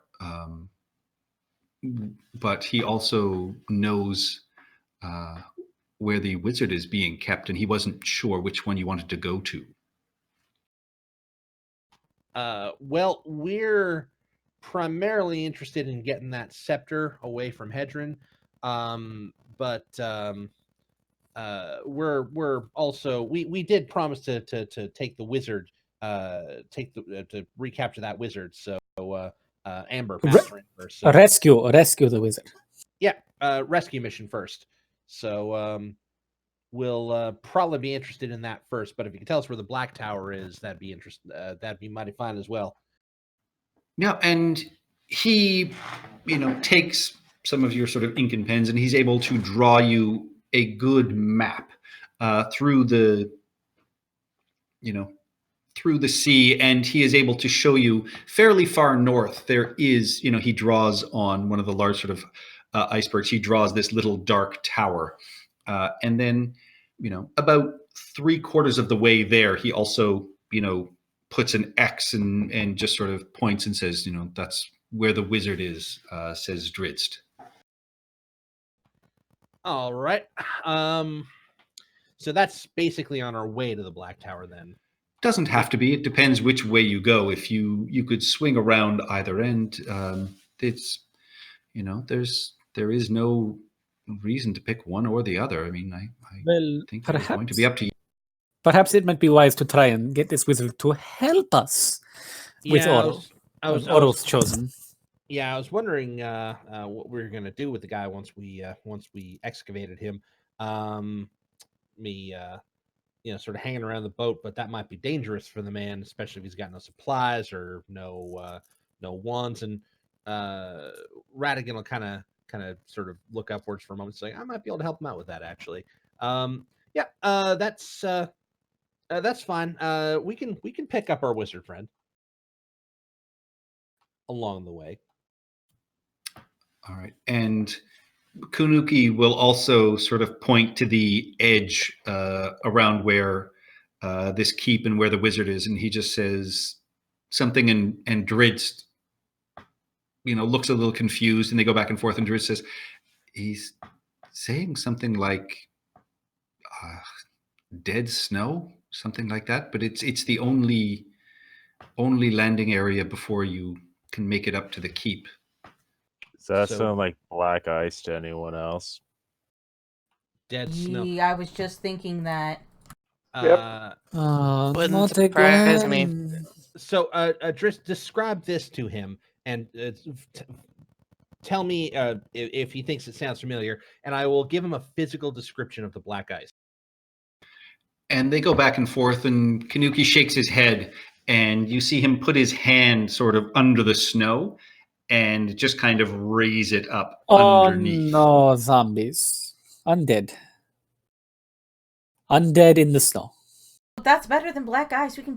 I have fireball. Yes, but it's not great. We should. You should warn him about the black ice, though. I don't know if there would be any out here, but he should know about it. Drizzt will translate, and Kunuki sort of nods his head and, sort of opens his arms wide at just around you and just kind of, shakes his head. And Drizzt will say, he says, only that infernal tower is the only black ice he's seen around here. All right. Well, if you if either of you happen to run across the stuff, it does terrible things to both your health and your morality. So you might want to steer clear. Yes, it made our friend Radigan here even grumpier than normal. I am a A ray of sunshine. And polite individual, sir. Stithrin And I starts take great laughing at pride in him. that. And Dridst will look at you and with a wry sort of smile, just sort of says, I am well versed in what that black shard can do. I've been inside Akar Kessel's original tower. I take care. The man could speak to it. It's an infernal place. Well, it's a good thing. Good thing I tend to shoot to kill a lot. Let's sounds good to me. Let's we have anything else we want to get done here? Any other I questions? don't think so. Oh, I want to learn the whole story of his people and then make a graphic novel series about it. He sort of chuckles and he tells you the sad sort of tale. He says, he is the last of his kind, but he had his great love, and Kanuki is, through Dridst, tells you about, his wife and how there was a great thaw at one point, and the sort of trees and the buildings that were there collapsed, and other than the fact that it took most of his tribe from him when an ice flow sort of broke up beneath him, drowning scores of people, he did manage to save his daughter Jukini from sort of the freezing water, but even she finally succumbed a few days later, and that's really sort of what led to the end of his people. Oh no, I'm so sorry. I write that all down, and I will very slowly over time do my own graphic novel about it. All right. And Dridst lets you know that there are probably some scholars in Bryn Shander that could tell you more of the Great Thaw. It did wreak havoc across the land. Swallowed whole towers down into the mud and the lakes. They're still frozen underneath some of them. Oh wow. sounds lucrative. Foolhardy explorers have found some wondrous things. Others have simply found frozen tombs for themselves as well. Well, we're both foolish and hardy, so we got that going for us. And, with that, Kanuki will actually make you guys a really excellent meal of sort of, caribou and seal meats. And, he will try and tell you as many sort of fascinating stories as he can through the night. You guys spend the night atop another ice floe. In the morning, both he and Dridst say their farewells and sort of head off across the ice floes, stepping easily until they sort of vanish off into the snow and the fog and the mist, leaving you guys with your paths to either the wizard or to the tower. Where would you guys like to go? I vote wizard. Hey, let's get the wizard first. I need a spell book to copy. You don't think he's going to just let you copy his spellbook? He is a member of the Arcane Brotherhood. I want to be a member of the Arcane Brotherhood. Aren't they evil? No, Didn't we they just are have a not whole evil. thing fighting the Arcane Brotherhood? No, because they were been infiltrated by bad people. I'm gonna go in and take it back for neutral people. I thought they just had loose morals in the sense that they took anyone who wanted to learn. See? Loose morals. Let's just go back to loose That morals. does not describe anyone in this group with the exception of Duma. Be pretty loose with my morals. When does that start? Wait, I think we what? should saw Kyrios. Cassandra, don't go there. I think that started when she met Kyrios. Or is a bad influence? All right. With that, you guys pack everything up, head out back into your boats, and start rowing off, through the ice-infested waters and making your way towards the wizard. Along the way, you are attacked by a couple of giant octopi that you are able to fight off and fend away. You see some merfolk and some marrow that seem to be in constant sort of battle and flux. And you pass a couple more people you can see watching seal holes and things like that on some of the floes and larger pieces of ice. And eventually, after a couple of days of travel up north, you guys make your way to a gigantic iceberg that you can see has a huge wall of ice atop it. And atop this sort of great wall of ice, you can just barely make out the stone tops of a couple of towers. And What's the skeletal swarm? Yeah, we see those. Yeah, we do. We see all of the things, Patrick. That's okay. That's not good.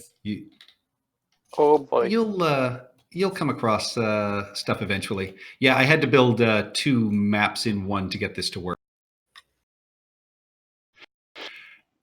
And so coming, around this huge sort of ice flow and berg, you do find there is only one area to land, as the beach itself, is this huge white drift of snow. I will say you do notice a couple of other boats that are sort of tucked away up along the reef here as well. And you guys are able to pull in, and at the edge of the beach, I'm just going to move your token up here, Cassandra, for the camera. You guys find yourself at the tip of this huge, vast, snowy, you could almost call it a beach in front of you. And, at the end of this beach, you can see this great wall of blue ice. There is, in the center of what appears to be a snowy pathway, which you can see starts wending its way up this sheer hill leading up to what you assume is the keep up above. So this red token is going to be the group. Who is going to be the expedition leader, and give me a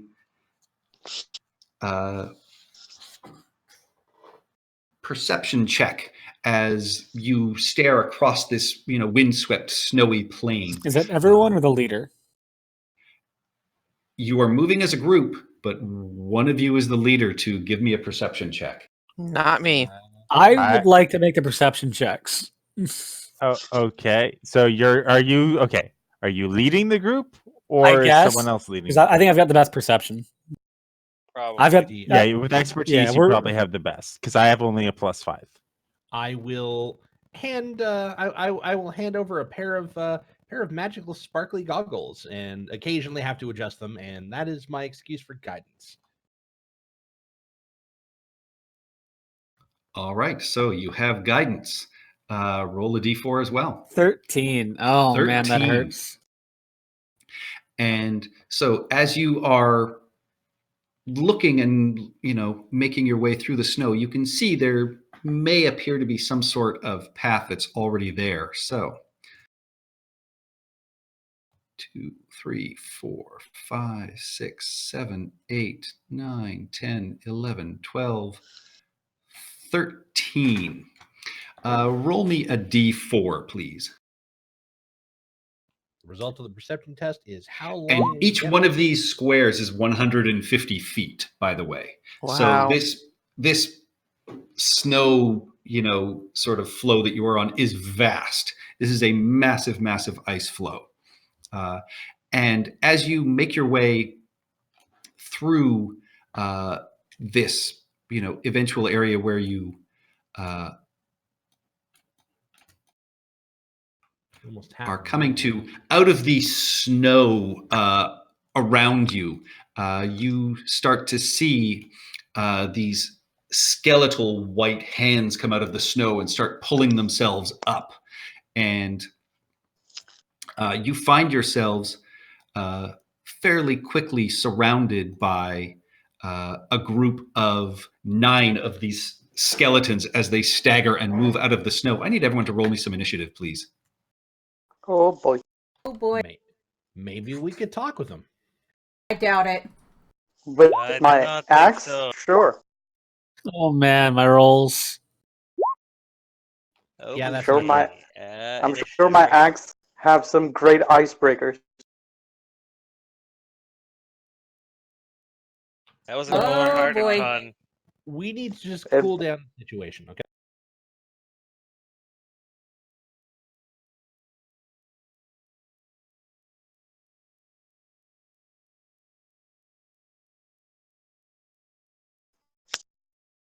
Are you saying you need to chill? Need to chill out.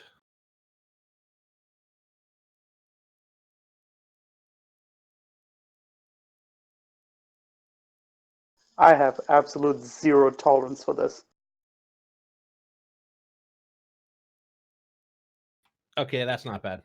When have Thank you been a beacon of tolerance? In fact, you're a barbarian.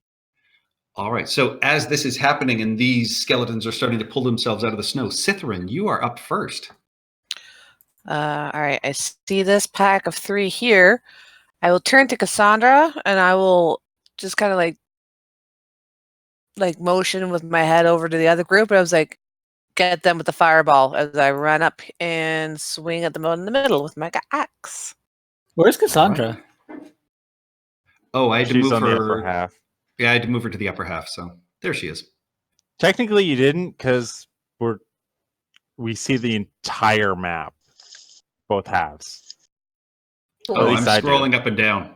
Ah, So 23 to hit and 14 slashing damage. All right. Yes, you absolutely hit, and you slash through, and your weapon sort of cracks a couple of bones. It is still on its feet. You get the sense that your axe didn't do as much damage as you would have liked. Second attack. Right, I'm 5th level now. Derp. 17 hits? 17 hits. They're just wearing scraps of armor. For Sweet. another 6. With that is enough that this skeleton is just sort of cleaved in half with your axe, and you finally take it down, and it clatters back down into the snow. Boom. Duma. I see Cytherin being able to handle the group on the left. I'll take the one on the... No! All Oh, right. wait. Duma goes No, go, charging do it, off do it. into Don't the waste a snow. fireball on it. 15. Is this grid still 30 by... sorry, 5 feet? Each of these is 5 feet. Yes. Oh, okay. That's good. Well, no, what Cytherin did is she ran 450 feet to that group over there. she also did call out instructions. Yeah, I did call it as a Cassandra to cast Fireball in the group that Duma is heading to, but Duma is heading to the group, so... He Duma's is- not a There's that clever... Exactly. I could reverse that. No, no, Nope. play how you want to do. You said you go to the group, go to the group. All right, I'll That just turn is move just over going to here. facepalm. All right. I You can take charge the up hit. to the snow. I can- And yeah. And I'm gonna hold on to my rage, but I am going to reckless attack and boom. Ah, you ball. And that is a Attack miss. recklessly, you have an advantage. Yeah. So with advantage. With oh shit, why didn't I turn that on? Okay, my mistake. Here's another one coming. Unfortunately, you still just sort of skid off the bones and the scraps of armor. That is not enough to hit. Your I second do attack. have a second attack coming in, That hits. and slash. All right. And so again, yes, you slash down, and unfortunately does not do as much damage as you would have liked. It just seems to sort of graze and glance off. And I get Oh, sorry. hammering horn. Yeah, hammering Sorry, horn. push it towards the other skeleton behind, like next to Slytherin. Okay.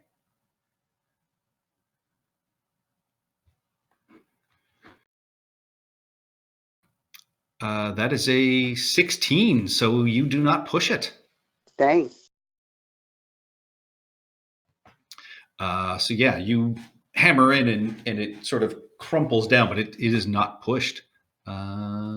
Curious, you are up. Cassandra, you're on deck. So as I run up to this guy over here, I'm going to point at him with my axe and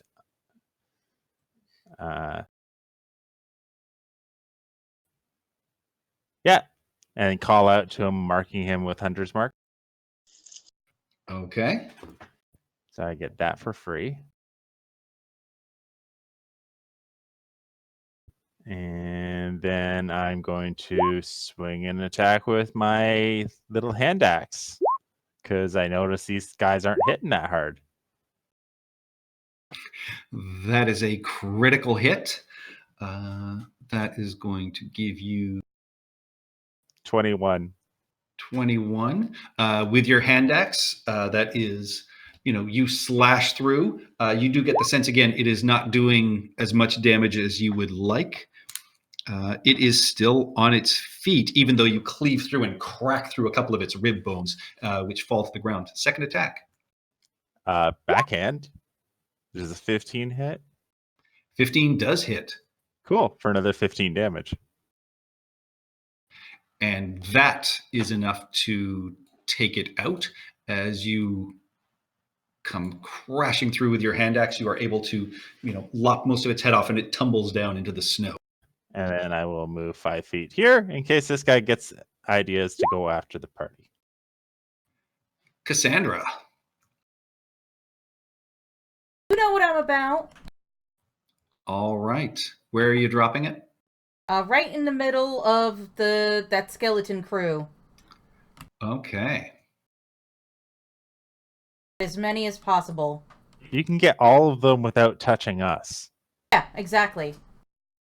We're Right in pretty the middle far does away. that.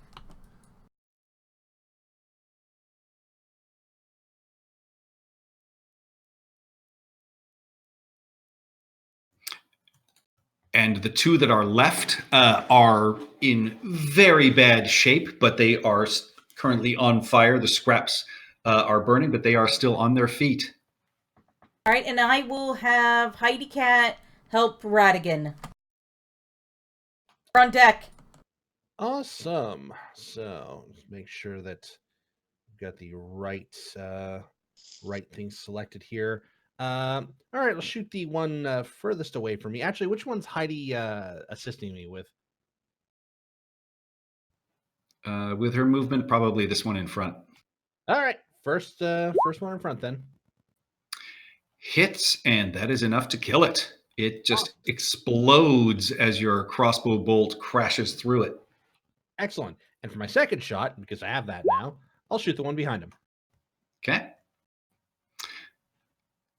Exact same result. Your crossbow bolt flies through the air, just breaks through his chest, and it just collapses down like a Jenga tower. Radigan just sort of blows a little arcane smoke off as another bolt All right. Any movement, any bonus action? I'll step. Okay. Actually, no, I'm going to decide against that. All right. Augustus. All right. So there's the one there. She blew up. Oh, they're already gone. So I am going to, I guess, just smack this guy. Smack. No use in just using a destroy undead right now. Or you could cantrip it. That is a hit with your Warhammer, and as it is bludgeoning damage, you just keep going as you hit. You think you hit it fairly hard, but it seems like your damage is not commensurate with the strike. It just crashes apart as your warhammer breaks through all of these bones. And that is it for the skeletons. Okay, we immediately regroup because I've noticed that all of the heavy hitters have separated by about 20 feet that way from the casters and the. Ezekiel was worried. Ezekiel's a little bit worried. Yeah. All right, so moving back to where you guys are up here, Ezekiel, where are you heading? You can move any direction. You cannot move diagonally. Which direction is the tower in? You're Oh, heading okay, towards that- the white space in the middle of the blue ice wall. And you said there's a beaten path, right? Yes, but with your perception check, you've gotten as far along it as you seemingly can. I would like to avoid walking further along said beaten path, having seen the zombies. Is everybody in agreement with that? Like, there's I think there's probably more zombies along the path. not. So you're saying we should not blaze a opposed. trail? Also, they were skeletons. Same thing. Whatever you Right? want. That makes sense, right? Or does it not? It does make sense. Now we don't actually know where the path is right now because we've come to the You know, end of it. Just keep heading north then. So you just want to go Straight. to there? Straight up? Yeah. All right, you move straight up. As you do so, coming out of the snow are 6 more skeletons. Oh, jeez. Oh, I see how this is going to work. Yep. We're not on the right path. The path is actually the good idea.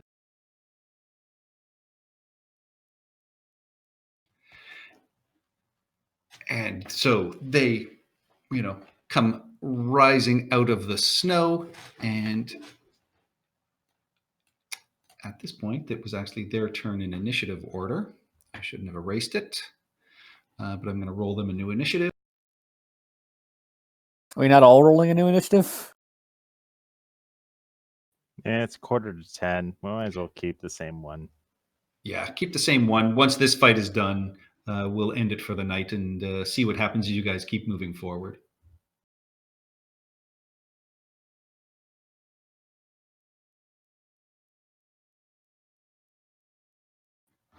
They did a little bit better. Continuing on, I mean, Ezekiel, you didn't get an attack last time, so we'll say it is your turn as you were leading the party as these started to move forward. All right. I don't really want to waste spell slots. Super bad. Any of these guys wearing armor? They're wearing scraps. Any of you it can metal see or is it all leather? all leather. Oh darn. Hmm. It's probably not worth the second level spell slot. I'll just pull out my my bow and fire at this boy. Move All like right. here. Roll me an attack.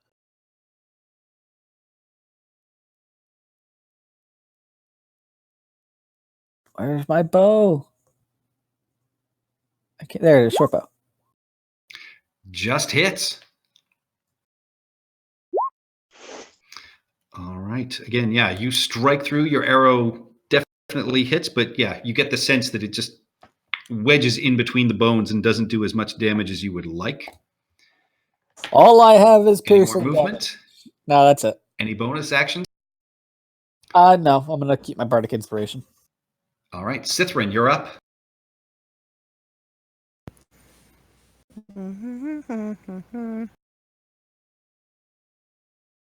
Where is okay? So yes, I'm gonna run around. Oh, damn it! Move. Sorry, Curious. Didn't mean to land on you, and I'm gonna go after this guy here. Cithrin shoves Curious aside. Yeah, I'm gonna grab my shield and my maul this time. Ah, I hate you. Your first attack swings wide. Oh, your second one is a critical hit. Yes.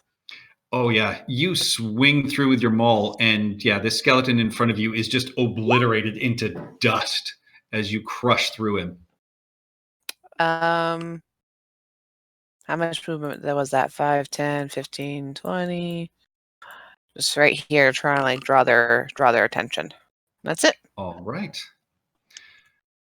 It is these skeletons. With a target right in front of them, they will pull out these frozen, rusted old short swords and swing at you, Cithran. Mm-hmm. Good look at me. One of them, with a 22, does Really? manage to get through your armor for 5 piercing. All right. The other one glances off of your shield. Oh, you're going to need a tetanus shot after this. Mm-hmm. These ones in the back, you can see 2 of them have short bows that they have pulled out, and they appear to almost be shooting like old icicles at you. The first one, though, as he pulls back on his bow, it just shatters and falls apart in his hand with a nat 1. The one in the middle manages to fire, but it glances just at the feet of you, Radigan, does not hit you. This third one is going to instead charge forward at you, Cassandra, and with its short sword. That is a 15 to hit. I will cutting words that. All right. Oh. Well, Cassandra's armor class is 15, so cutting Yes. words automatically makes it a miss. That is it for the skeletons. Duma. All right, so Duma's gonna head out to the skeleton that's right next to Radigan and reckless attack. Oh yeah. That is a hit for 5 slashing damage. And another one coming in. That is a hit for another 4 slashing damage. It is starting to look very battered and broken up as your axe cleaves through it, but it is still on its feet. And that's it for me. Okay. Curious. It's been less than an hour since last time, correct? Oh, yes. All right. I'm going to turn to Gus, tell him to take the ones to what I assume is the north is up. And then I'm going to head down. Yeah, we'll go 15 feet to here. Bonus action, Hunter's Mark, the one next to Duma. And then I'm not even pulling out a weapon this time. I'm just going to smack it. Oh, wait. With his face. 11, I assume, misses. Does miss.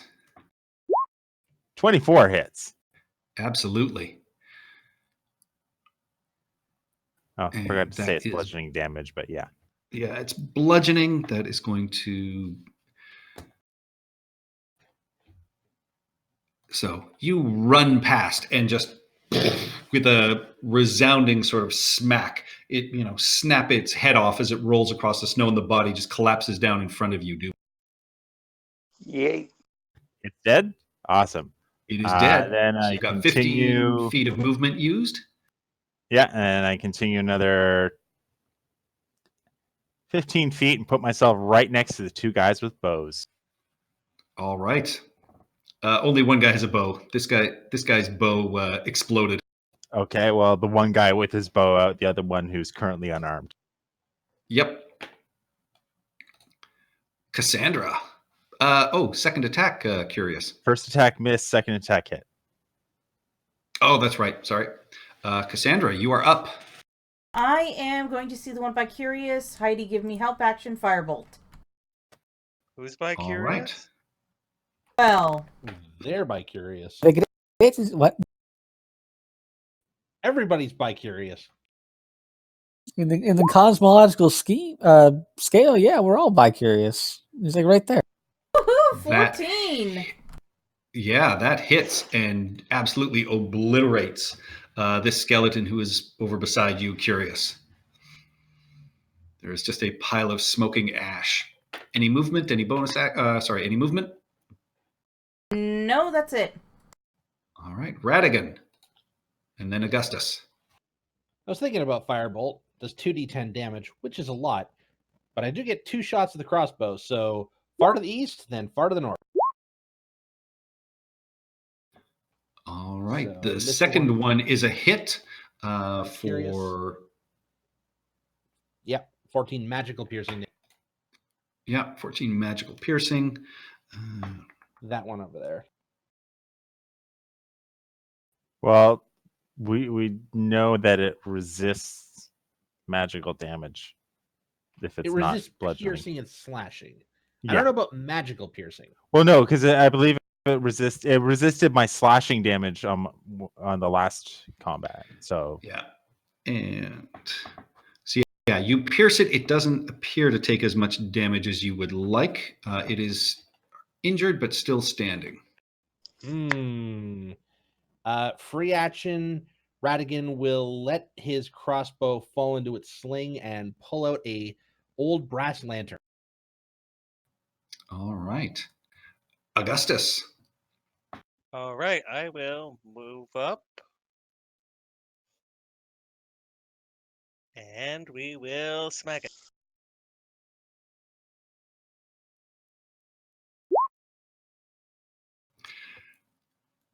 Just connects, but does not do any damage. It just kind of skids off of the scraps of armor. A 12 is not enough to hit. Oh, okay, done. The Great Ezekiel. The Great Ezekiel is right where he wants to be, which is as far away from the enemies as possible. Gonna hit this one by Curious with a vicious. You're not so spooky or scary, Mr. Skeleton. That is an 11. 3 damage. And disadvantage on its next attack roll. Yep, 3 damage. It is still on its feet. How do you describe psychic damage in something that doesn't have a brain?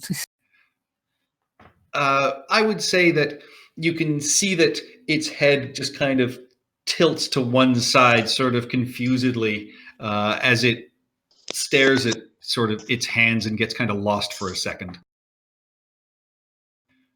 Takes us to Cithrin. All right. The one right on top of me here.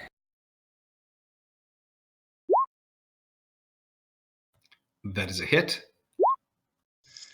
All right, that is going to be 7. Second attack. Okay. You had your maul out. Oh, yeah. My bad. Was that? Oh, if that first one was your maul, it's Yeah. it is smashed. It is obliterated. Yeah, I I'm mean, at at my least it's maul. the same My bad. damage attack. roll. Yeah. Yeah. So second attack's a So- 23. Will be on the other That guy. hits. And another 14 bludgeoning. So yeah, he is just turned into ash and dust, just as your maul crushes through him. All right. And I think We that's all of have- them, right? I don't have to move anywhere else. Oh, there's one down there. There's one down here that is unarmed and has disadvantage as it lunges towards Curious. It's going to Yeah. attempt to try and just take a swing at you. Yeah, but nothing in range of me, so I'm not even gonna bother moving. Cool. Nope.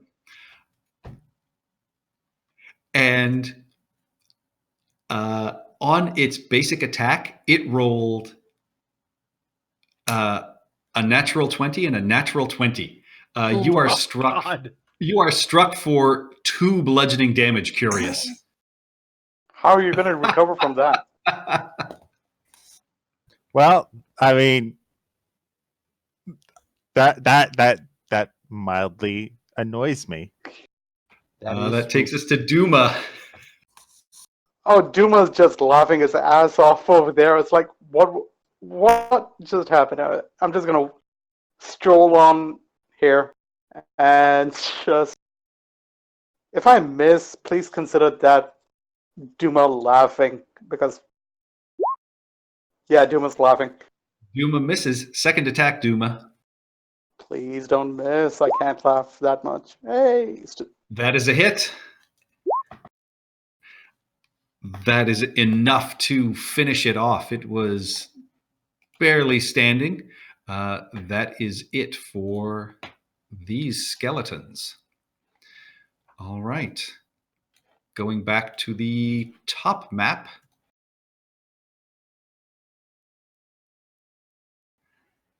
Ezekiel, it is time for you to pick a direction. We should try to find the path again. Yeah, I guess we'll go right, go east. And look for this Alright. path. You guys keep moving through the snow. It starts to get a little bit deeper and deeper as, in some places it comes up to your knees, in some places it comes up to your thighs. After you move about another 150 feet, everything seems quiet until you start to see more of these skeletal hands start to pull themselves out. And you see another 10 skeletons pull themselves out, but that's where we'll pick up next week. Nice. I thought we had snowshoes on. You do. You're still in deep, deep snow. Mm. So yes, Sounds we will good. leave you in the middle of this wind-swept, snowy beach as more skeletons claw their way out of the snow and ice around you. So, Patrick, I'm not sure what it is, but basically every time we go to a new map, my token gets broken. Interesting. sa- 'Cause, yeah. I mean, It's the same with Duma. Yeah, the green bar is tied to my health bar, and if I change it on my character sheet, it changes on the token. But I have no access to it, and for some reason, my AC bubble is not showing. I And can't change my health. It is the wrong number as well. Patrick, do you have the tokens already set up on all the maps, or do you set them up as you make the maps? Set them up as I make them. Okay, Is then it- yeah, I have no idea. I actually worked. It I might be the actually worked wrong on all of applied- these characters this morning. Yeah, I know, because and- on 'cause the we were having previous issues map with it was them. perfect. I don't know why it's Yeah. not working on this one. Weird. I wonder if it's the Anyway, sheet. let's All right, let me do let's the shut down outro. Stephanie, and I'll work on it again. All right, and I would like to thank ZLT and Evelian for chatting away in the chat, as always, and MacMan for subscribing to us for 3 months straight. Hi. I'd also like to Kane Phoenix, Curtis Valentine, Lurks, and Windsock for watching us. And Kane Phoenix finally chatted. Hello! Alright, catch us next week for Resdelian. We're playing Resdelian next week. Yes, we should. Excellent. We'll see you then. Bye-bye.